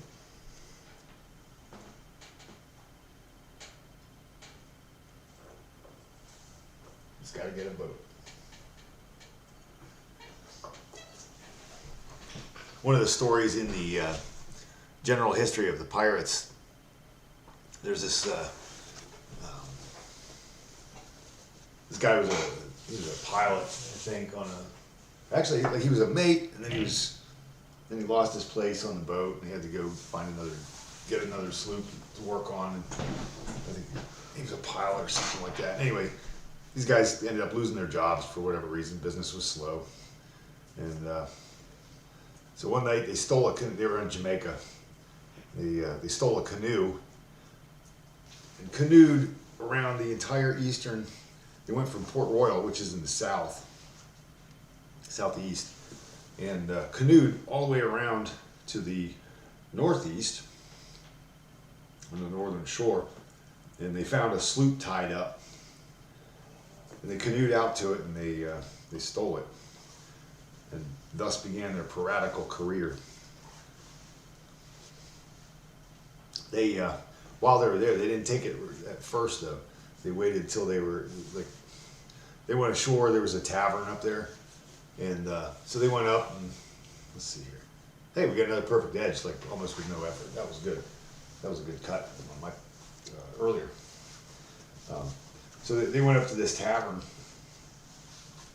and so they're drinking all day, carousing. The people at the tavern in the tent in the house there, or they were so impressed with it, the way they described it, and they were so happy for their company, and they were such fun. They're like, oh, you can come back anytime. And so that night they did. They came back and they stole everything that wasn't nailed down, and then they canoed out to the sloop that was tied up and made off with it. So the way he writes is pretty funny. That's in the general history of the pirates. It's a pretty good story. They went from there, and then they sailed east over to Hispaniola, and they took a sugar drover, which is a big cargo ship laden with sugar. They took that and some other vessels along the way. They ended up going way east, and then kind of looped around back to the west of Jamaica. I forget what the name of the island they went to, but they ended up, the guy who this story was about, I think it was Captain Anstis. I think he ended up getting killed. I forget why. Like, they got in a fight. They wanted to break up. Like, they weren't having good luck or something like that. He ended up getting in a fight, and he ended up getting murdered. So, kind of sucked. It's true. Pirate ships had health benefits. Yeah. Kind of a workman's comp thing. Like, so you go aboard, and this is probably not in all of them, but I've seen this in a number of them. They have, like, you go aboard and you sign the articles. Like, it's basically a contract. Here's the rules for what we're going to do. This is how we're going to operate. So it would be stuff like, the first man to spot a sail gets the best pair of pistols that we find aboard. So if you have an incentive to, I've got my screen, you don't need that on there.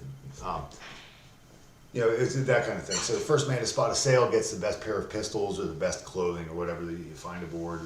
Kind of an incentive to be on the lookout. And then the health benefits thing is like, they had it down to, if you lose an eye, you get so much of an extra share. Like, everybody would get a share of the cargo.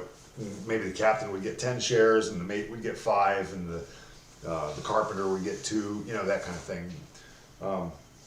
But if you were wounded in battle, you lost an arm or a leg, you'd get so much extra money, and Like, yeah, they would provide for injuries. Hey, we got another one done. This one's ready to go. Sweet. All right, next. There's two. I'm going to do a total of 3 of these. I'm doing the one for you, and then I'm going to do 2 copies of this original one just because it's cool. And because I want to keep one, and I have no doubt that somebody's going to see it and say, hey, I want that. So I'll sell it. Or, ultimately, we'll go down to the Caribbean someday and go pirating, and we'll capture 2 ships, and we need 2 flags, and we'll use them there. I was all excited about that at one point in my life. As a kid, I just wanted to go pirating. When I moved to, when we lived down in Florida, the place we lived, there was a Spanish treasure. It was on the Treasure Coast, and guess why? So like they would all the flotas, which was the annual. They would do this like once a year. They bring all the stuff up from Potosi and Mexico City and stuff, and I think they would go to Cuba and assemble a fleet. So they'd convoy back. They'd go from Cuba up the Florida coast and then over to Spain. In 1715 and 1722, there were terrible hurricanes and sank a bunch of the ships right off the coast. Like I actually dived on one. I'll tell you the name of it sometime. I mean, I didn't find the ship. I thought I was, I guess, about 18 or so. I'm pretty sure I saw cannons and stuff out on the reef. You know, like, there's still stuff out there. I mean, it's just all like encrusted with coral and stuff. I mean, it's almost unrecognizable, but there's stuff out there still. But there was a big one that went down. There's a town called Wabasso, not far from where I live. Like very close. So one of the ships went down on the reef there, and it was a huge, like a massive treasure ship. And so the Spanish government sent salvors out there. They had diving bells, and they sent an army, you know, a bunch of sailors out there to recover the treasure and the guns. I wonder if there's a legal angle to flying a pirate. Yeah, I don't know. Cannibalism is, yeah, it is. Oh, you know, hey, there's a channel you might check out. This dude I follow on YouTube, Legal Vices, VICES, Legal Vices. He's an American from Utah, but he has lived and practiced law in Korea for 30 some years, and he follow, you know, so he live streams like some cases and stuff, but one of the things he also does, like he has this Maritime Mondays series, and he goes over famous or infamous maritime disasters. And one of them he did a few weeks ago, maybe a month or two ago, but I forget the name of it, but it was down in, I want to say it was like down like near Tierra del Fuego, like right down at the tip of South America, mid 19th century maybe, late 18th century, or maybe middle 19th. I'm not sure exactly when it was. Excuse me. There was a couple of British ships went down there and ran into like terrible trouble and ended up shipwrecked on these barren islands, and I think they resorted to cannibalism, and so I think there was some discussion about that associated with that story. But check his channel out; it's pretty cool.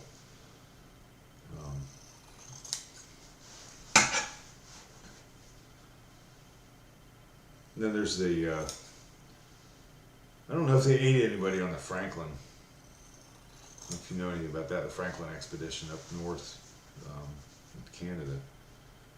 They found those guys. I remember reading about that in National Geographic when I was a kid.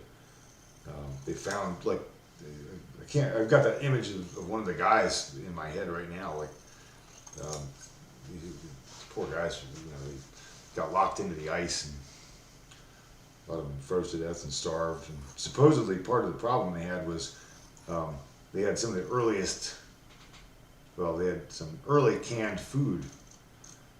Problem was they used lead solder on it, so there was some mental problems that developed with that. At least that's one of the theories, that they got lead poisoning. 6. What? Stitch Stinky 101 online. Oh yeah, right, got it. Yeah, yours is 1 of 1. Like, yours is going to be totally unique. I won't do another one like it. I mean, it's cool, but it's that is the unique one.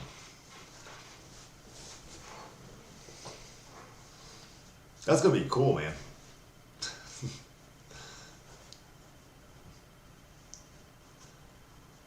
Yeah, we probably ought to look up the law. I don't think. I think it would have to do with your intention. Like, if you're out on a boat, like if you're just out fishing or something, you're flying a pirate flag on your fishing boat, and the Marine Patrol comes up to you. You know, are they really going to think that you're engaged in piracy? I don't know. I mean, it may have to have. It might be like some kind of. Like, you'd have to have some sort of overt act in furtherance of the crime, I would think.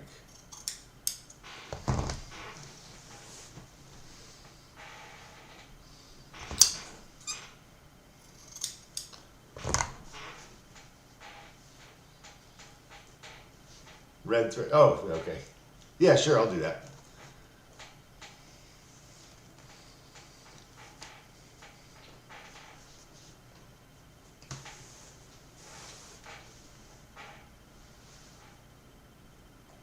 All right, this is going to require some trimming. I'm not going to pull all these. This one's got way off track, so the only thing to do is to actually cut it.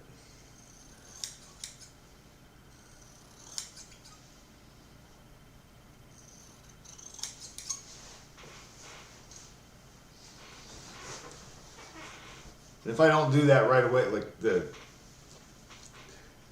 remind me of that later. 'Cause if I get to the end of this and I haven't done it, just remind me and I'll do it.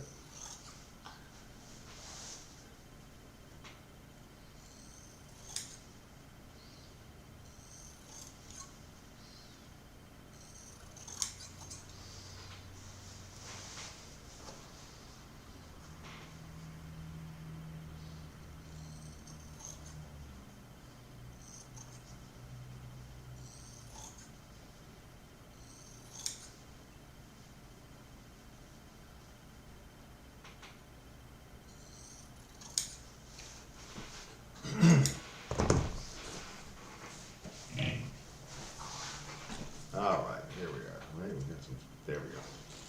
Much better. That's pulling way easier. It's got to be kind of even to start, and you wind up a real mess trying to pull these things. There's more time spent preparing it than there is actually sewing. Takes me less time than any of this other stuff. It's all getting it ready for that.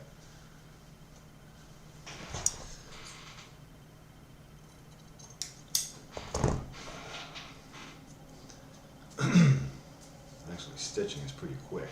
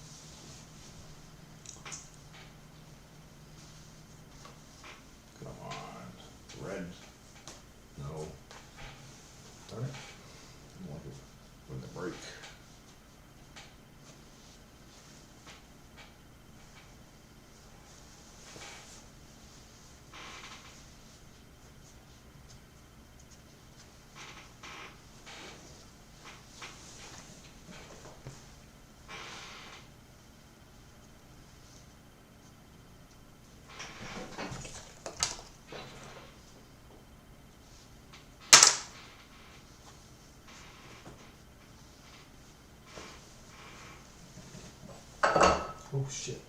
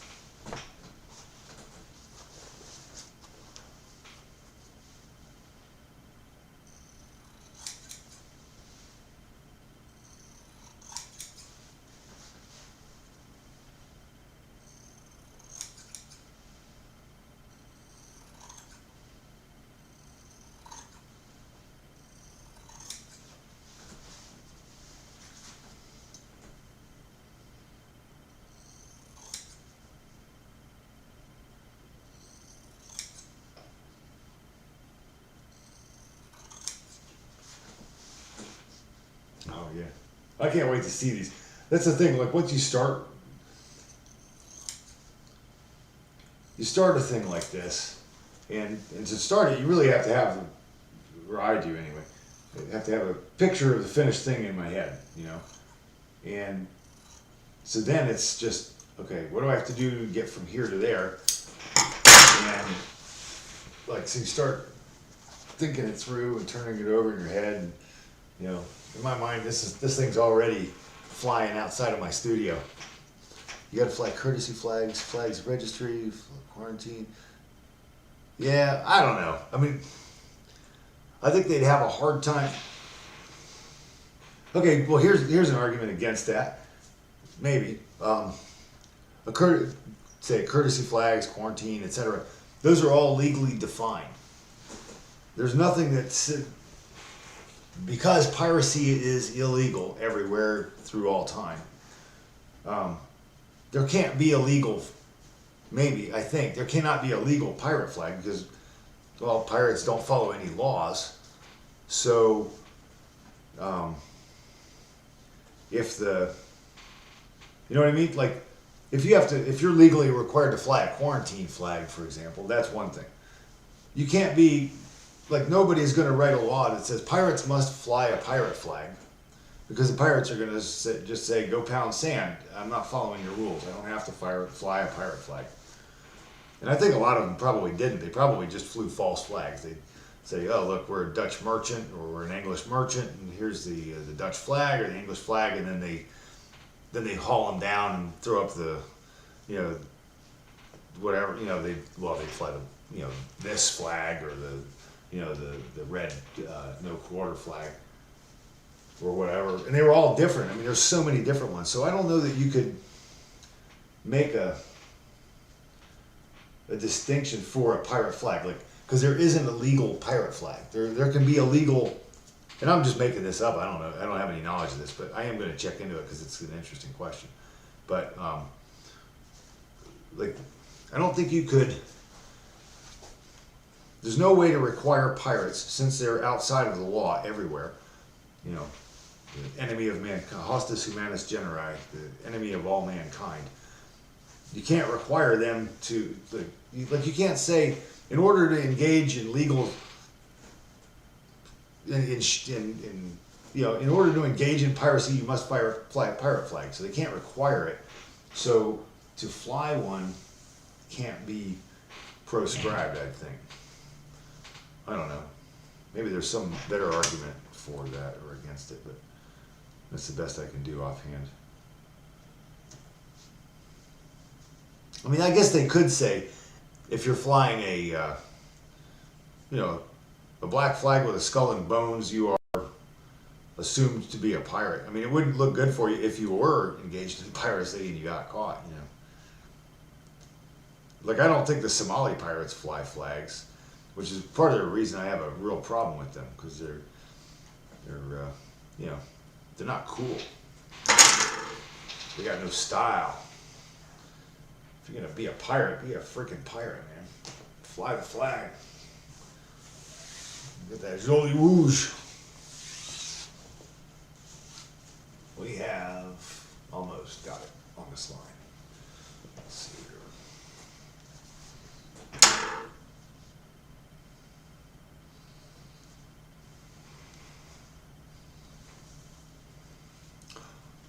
You know what I can do?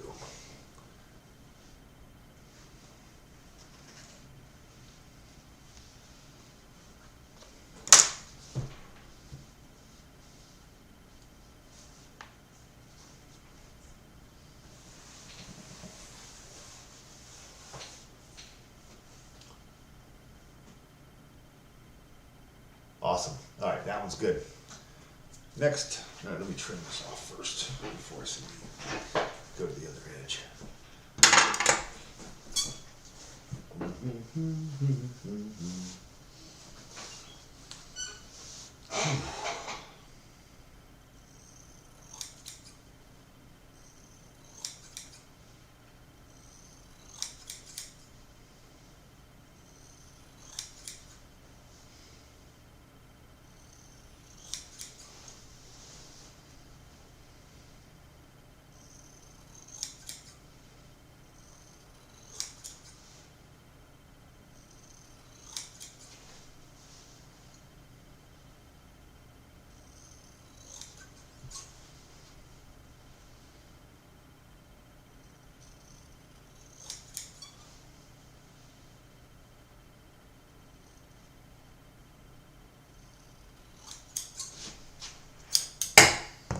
All right, so there's that.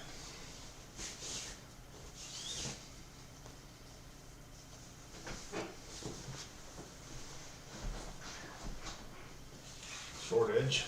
Let's do that one. Just every once in a while, I like an easy win. I'll take the short edge next.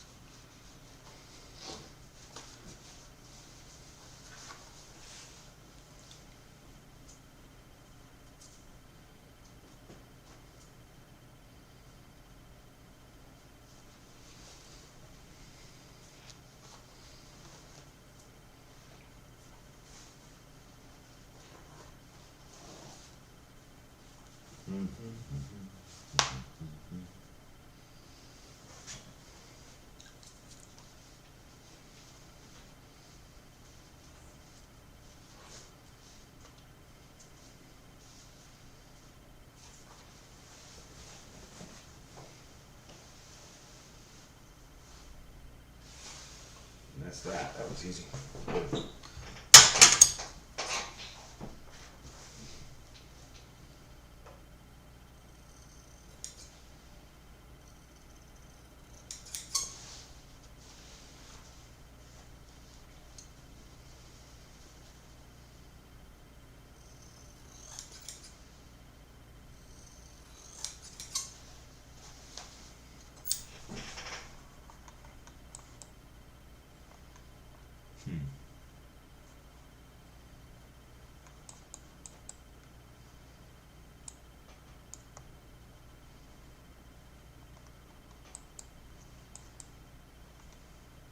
Yeah.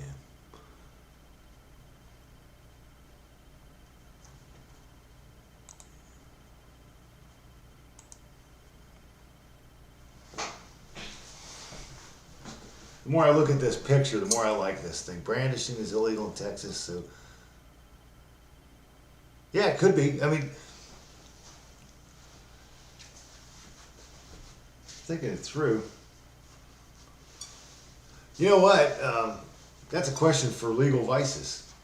He would know more than probably anybody that I could think of offhand. Like, you know what? It might be assault, right? Assault is in most places.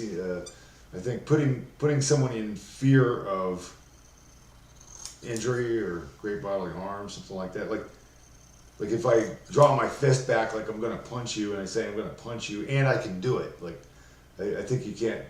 Like I couldn't say to you halfway across the country, "Hey, I'm gonna punch you tonight," because it's impossible. But But if we were standing face to face, and I'm like, I'm gonna, you know, crack you one. That's an assault. So if you're on a boat and you fly a pirate flag, maybe that's an assault. I don't know. Can it be? Could it be that? We need an expert in piracy law. Who's expert in piracy law?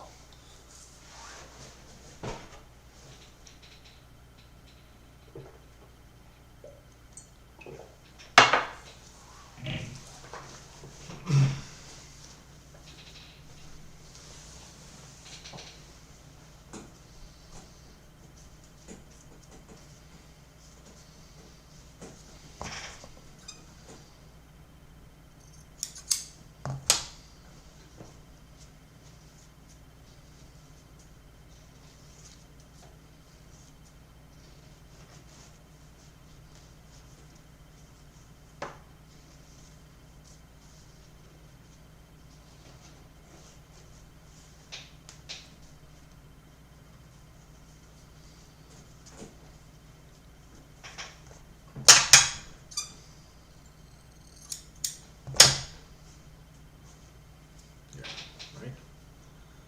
Why does it do that? That's so weird. Why does it pull out like that? It's so strange. I'm not doing it that way, dude. It's too much to pull. I'm just gonna cut it.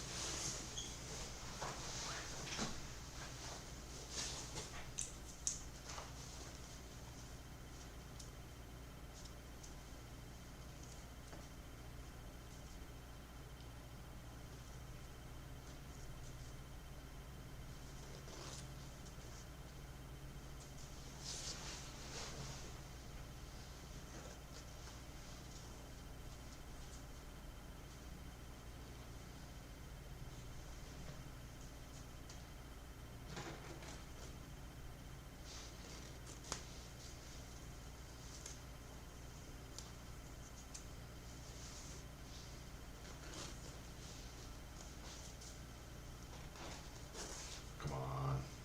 There we go. That's better. Turn this corner.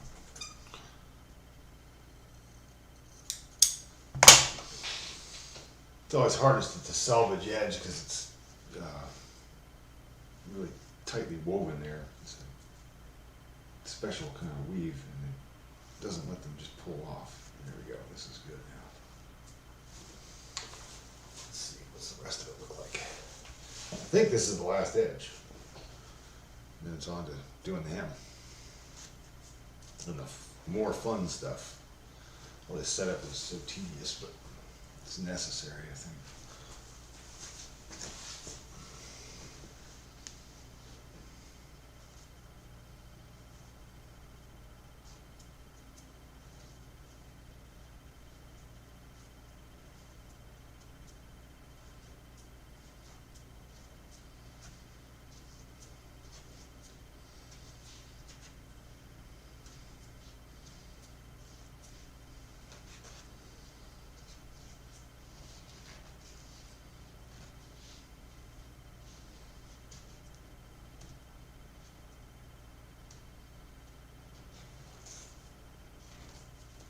You know, I'm going to see if I can adjust the latency on my stream.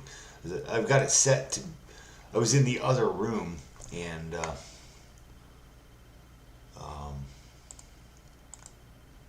I had the latency set like to be kind of slow because I had a bad signal in there.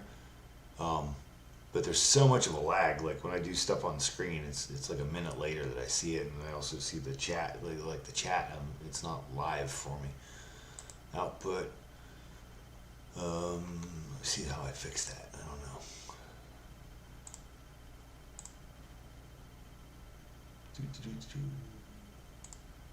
Okay, I don't know how to do this. I don't cancel. Let's see here. Let me check on. Maybe on YouTube it'll tell me.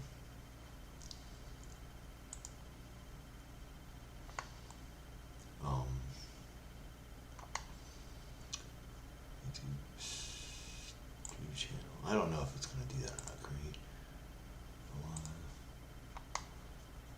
Let's see here.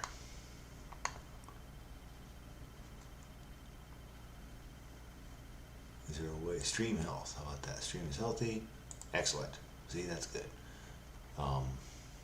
What's that? Manage webcam. I already did that. Maybe this.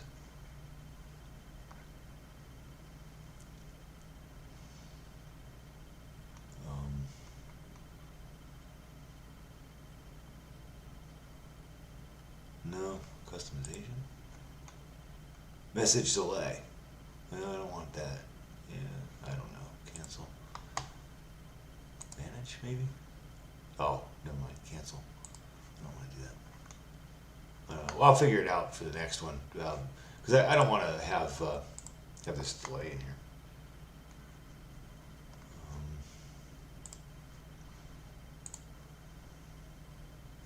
What's this? What's going to preview? There. Yeah, the more I look at this, the more I like it. It's just such a cool flag.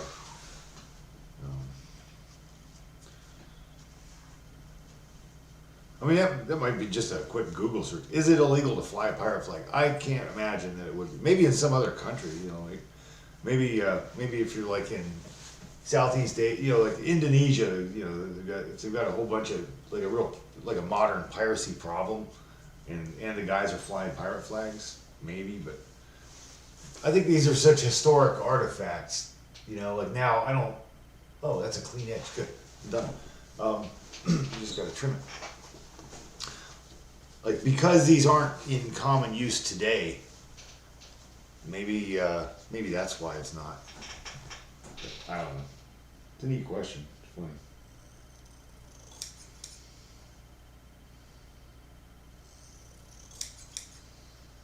Who knows? Maybe it's one of those, you know, every once in a while you hear about these archaic laws that are still on the books that people just forgot about because they, you know, nobody ever breaks this law or nobody cares about it anymore.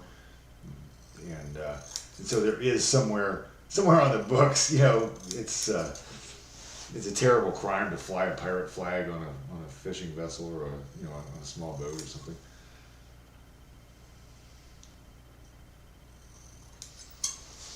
That would be pretty funny to hear a case like that. Bob Smith, you're guilty of flying a piratical flag on your Boston whaler. I have no choice but to hang you at the water's edge and leave your body there for 30 days covered in tar in irons.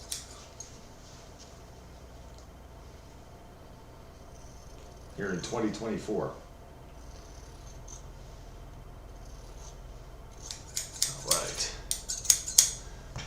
Selvage is, I'll show you, see if I can find it. This is a selvage. The selvage is sometimes called salvage.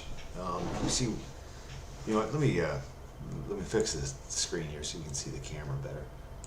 So here, transform, where is it? Fit the screen, all right.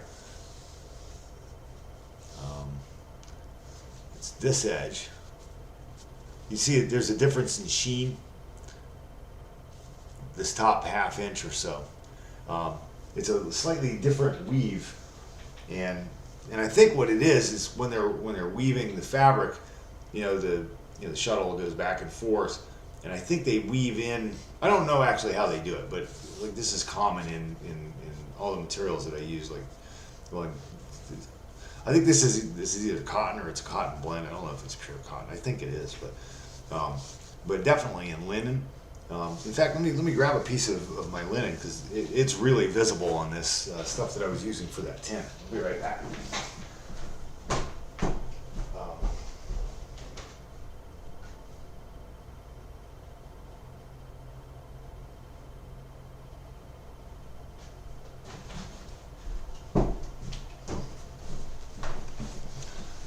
So the selvage edge is, see that white stripe there?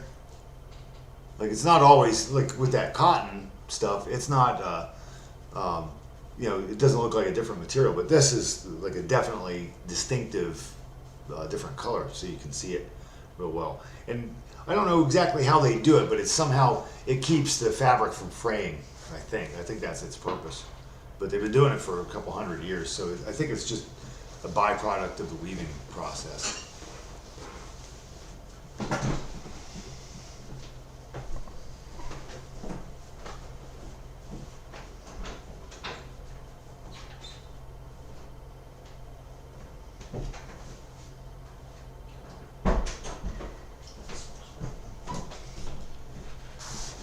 I'm going to refill my my drink. I will be back in a couple minutes here, very shortly.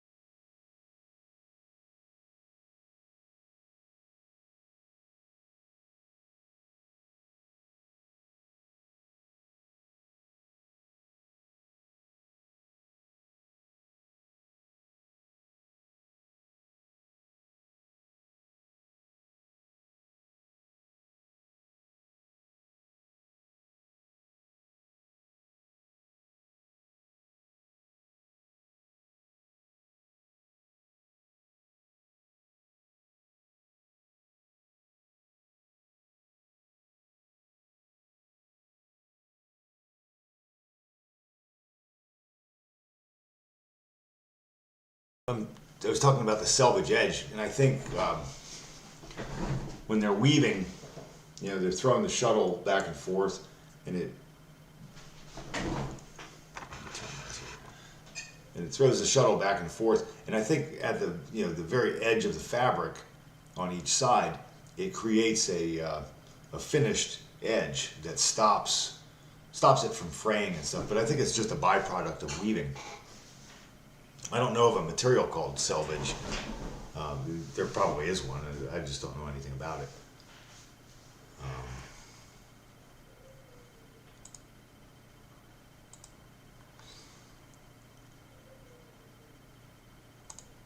Excellent. Okay.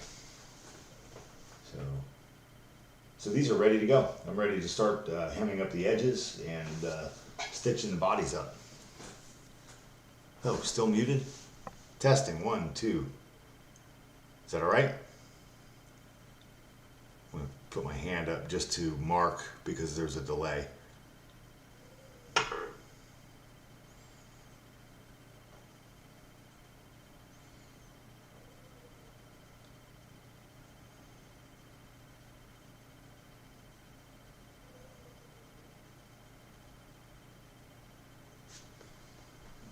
See if I get sound on my phone.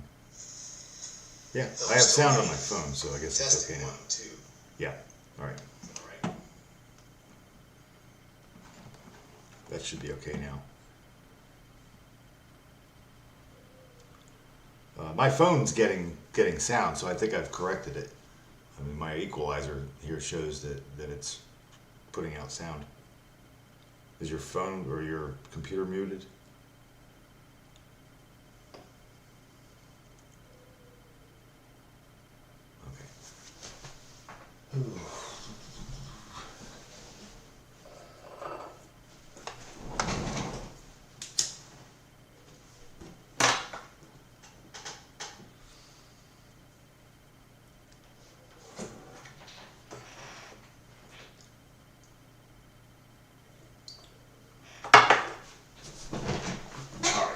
This, we'll say this one's his. This is, can you hear me? Should be able to.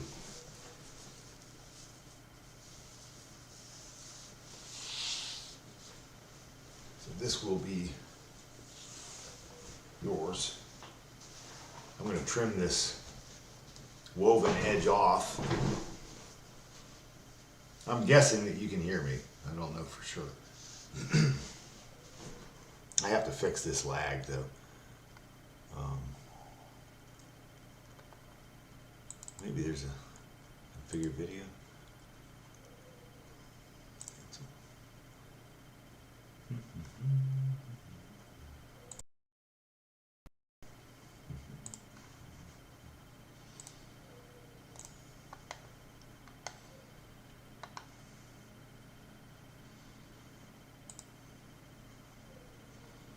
Stove.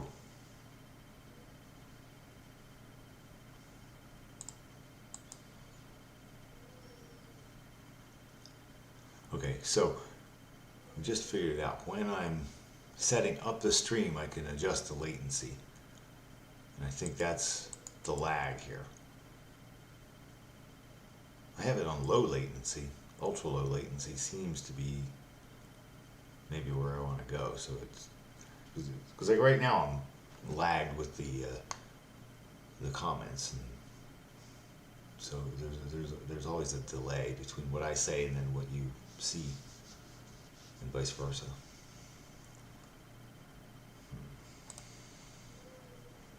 Okay, well I'm going to assume that you can hear me. Anyway, I'm getting ready to. I'm going to trim this last edge. This will be yours. I'm going to trim this last edge. I've got all the other edges nicely squared up and ready to hem. So I'm going to trim this off. That way it's all consistent all the way around. I was going to leave it on because it's a nice edge, but it's very slightly different. I wonder, I mean, maybe it doesn't matter. I don't know. What do you think? You can't hear me, right?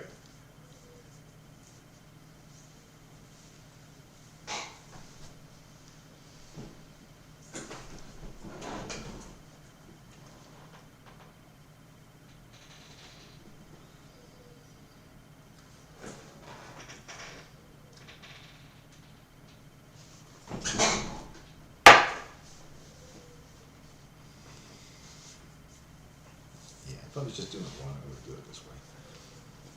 Right? Or would I? I mean, that's a nice edge.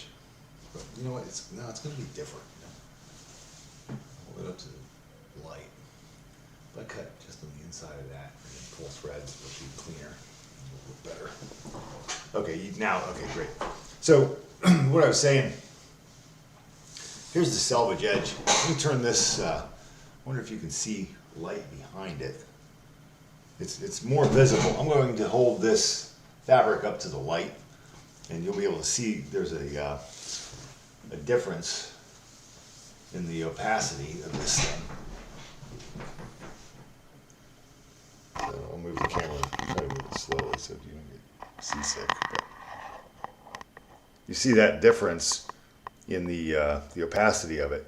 That edge, that's a I think a byproduct of the weaving process that gives it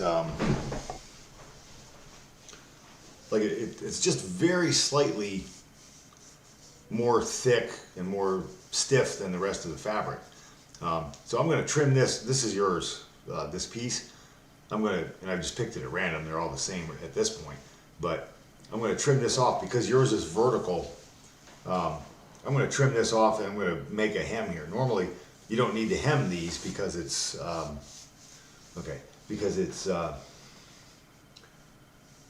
do you call it? Well, it's never going to fray because of the way it's woven on that edge. All the other edges you have to fold it over and stitch it down or it'll fray. So this one I'm going to take off and pull threads just so it's all consistent, and so when it's blowing in the breeze as you're sailing the seas, it'll all behave consistently. So I'm going to trim that off and pull these threads, and then I'm ready to hem the whole thing. Let me get this right out of the way.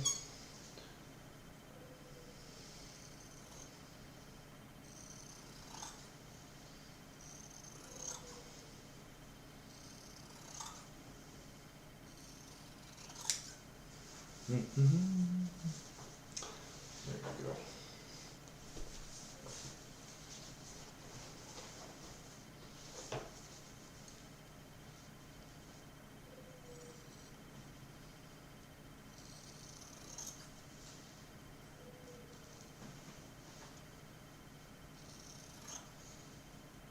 I'm just going slowly because I want to be able to see. I'm just trying to cut just on the inside of that selvage. Just keep a kind of a straight line all the way across. It'll just make it easier for me to pull threads when I get to it. But as soon as this part's done, once I get this edge squared off, I can start sewing the hem. The body of these things is actually going to go pretty quickly. It's probably going to take me, well, it might take the same amount of time, roughly, but like all that pulling of threads and stuff, you might say, well, it's not real necessary. Like, you can cut it differently and stuff, but when I pull threads, like, I know that it's not actually square, but it's square with the weave of the fabric, because it's just a grid of, fabric. It's just a woven grid. Usually, this stuff is anyway, because it's a square woven material. All right, so there's our edge. Let's trim this, make it nice, and then we're ready to go. Anyway, I like having it squared up before I start. You don't always have to do it. I guess experts might differ in their opinions, but this is what I think. And I've got to do it, so my opinion is the one that matters in this case.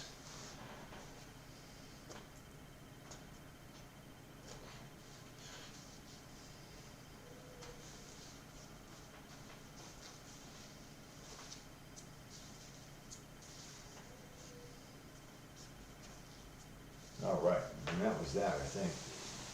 That was a pretty good cut. All right, so, yeah.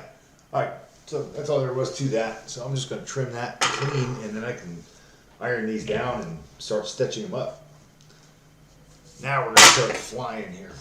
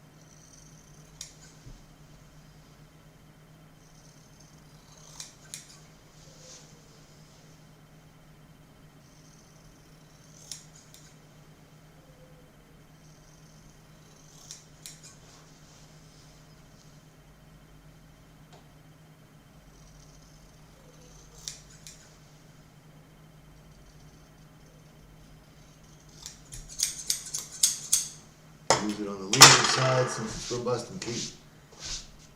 Yeah. Oh, in this case, well, see, aha. In this case, the selvage was on the short side. On your flag, that's the base or the top. So I just went ahead and took it off. On the other two, the ones that I'm making as the original, I'm just going to fold that over for the. I'll show you what I mean. I'm just going to use them.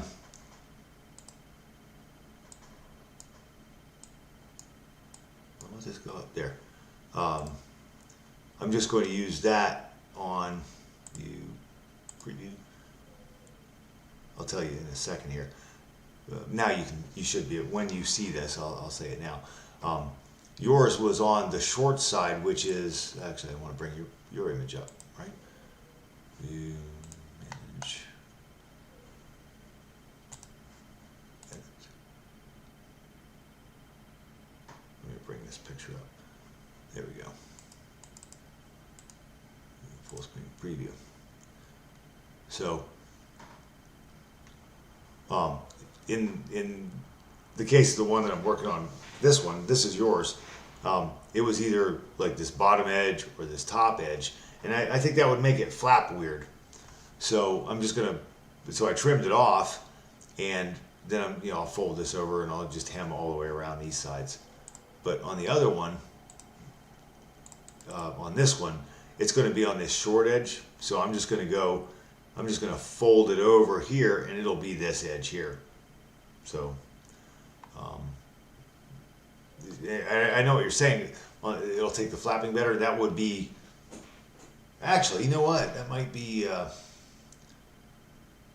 okay, you make a good point, except if we look at this original, full screen preview, we look at this original, whatever they didn't take the flapping better, because this edge is shredded or worn away, like it's all beaten up, and you can see it's kind of frayed and stuff.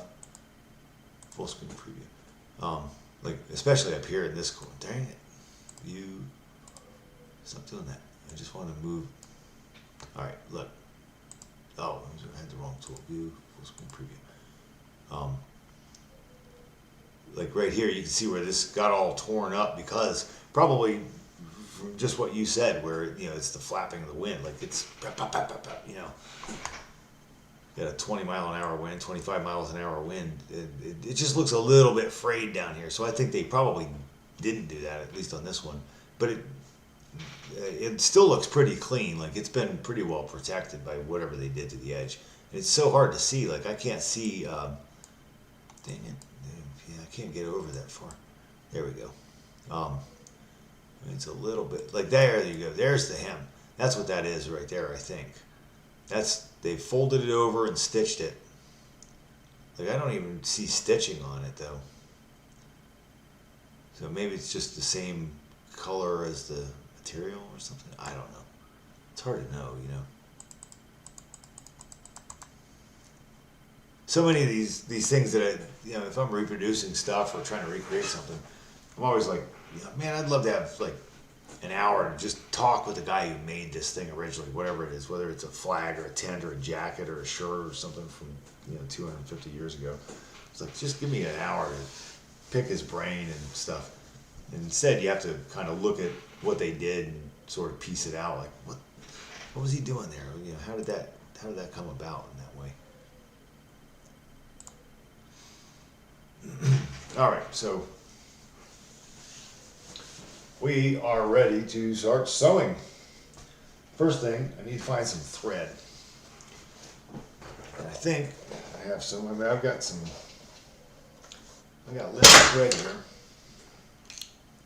I need these. And I love this. This is a really good linen thread.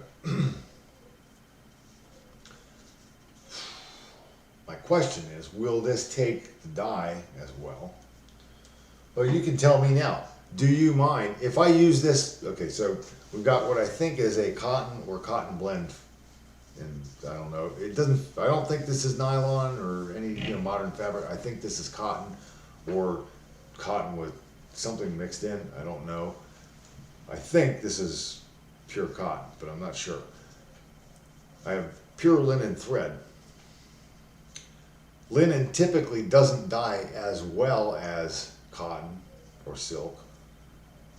I have dyed it and it takes it. There's a chance though that if I use this, it will, when I dye, I'm going to sew this all together and then I'm going to put it in a dye bath and hopefully and turn it black. But if I use this and it doesn't dye as well, there's a chance that this will still be lighter than that. Does that bother you? Because I probably have darker thread in there, but I don't know that I have any pure, and I just haven't looked. I suppose I could. Do you care? Does that matter to you?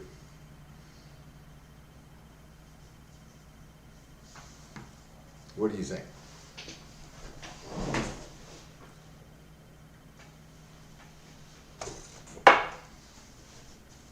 Like, would this, being able to see the stitching, would that matter to you?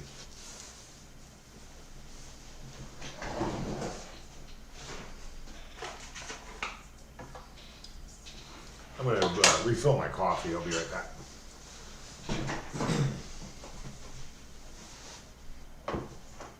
A roll of dark thread. So we've got that going for us. So I could use that. I like linen thread just because I'm used to sewing it. This is really nice stuff too. This is actually, I think this belongs to what's her name, and yeah, this will be all right too. Okay, but I did just find.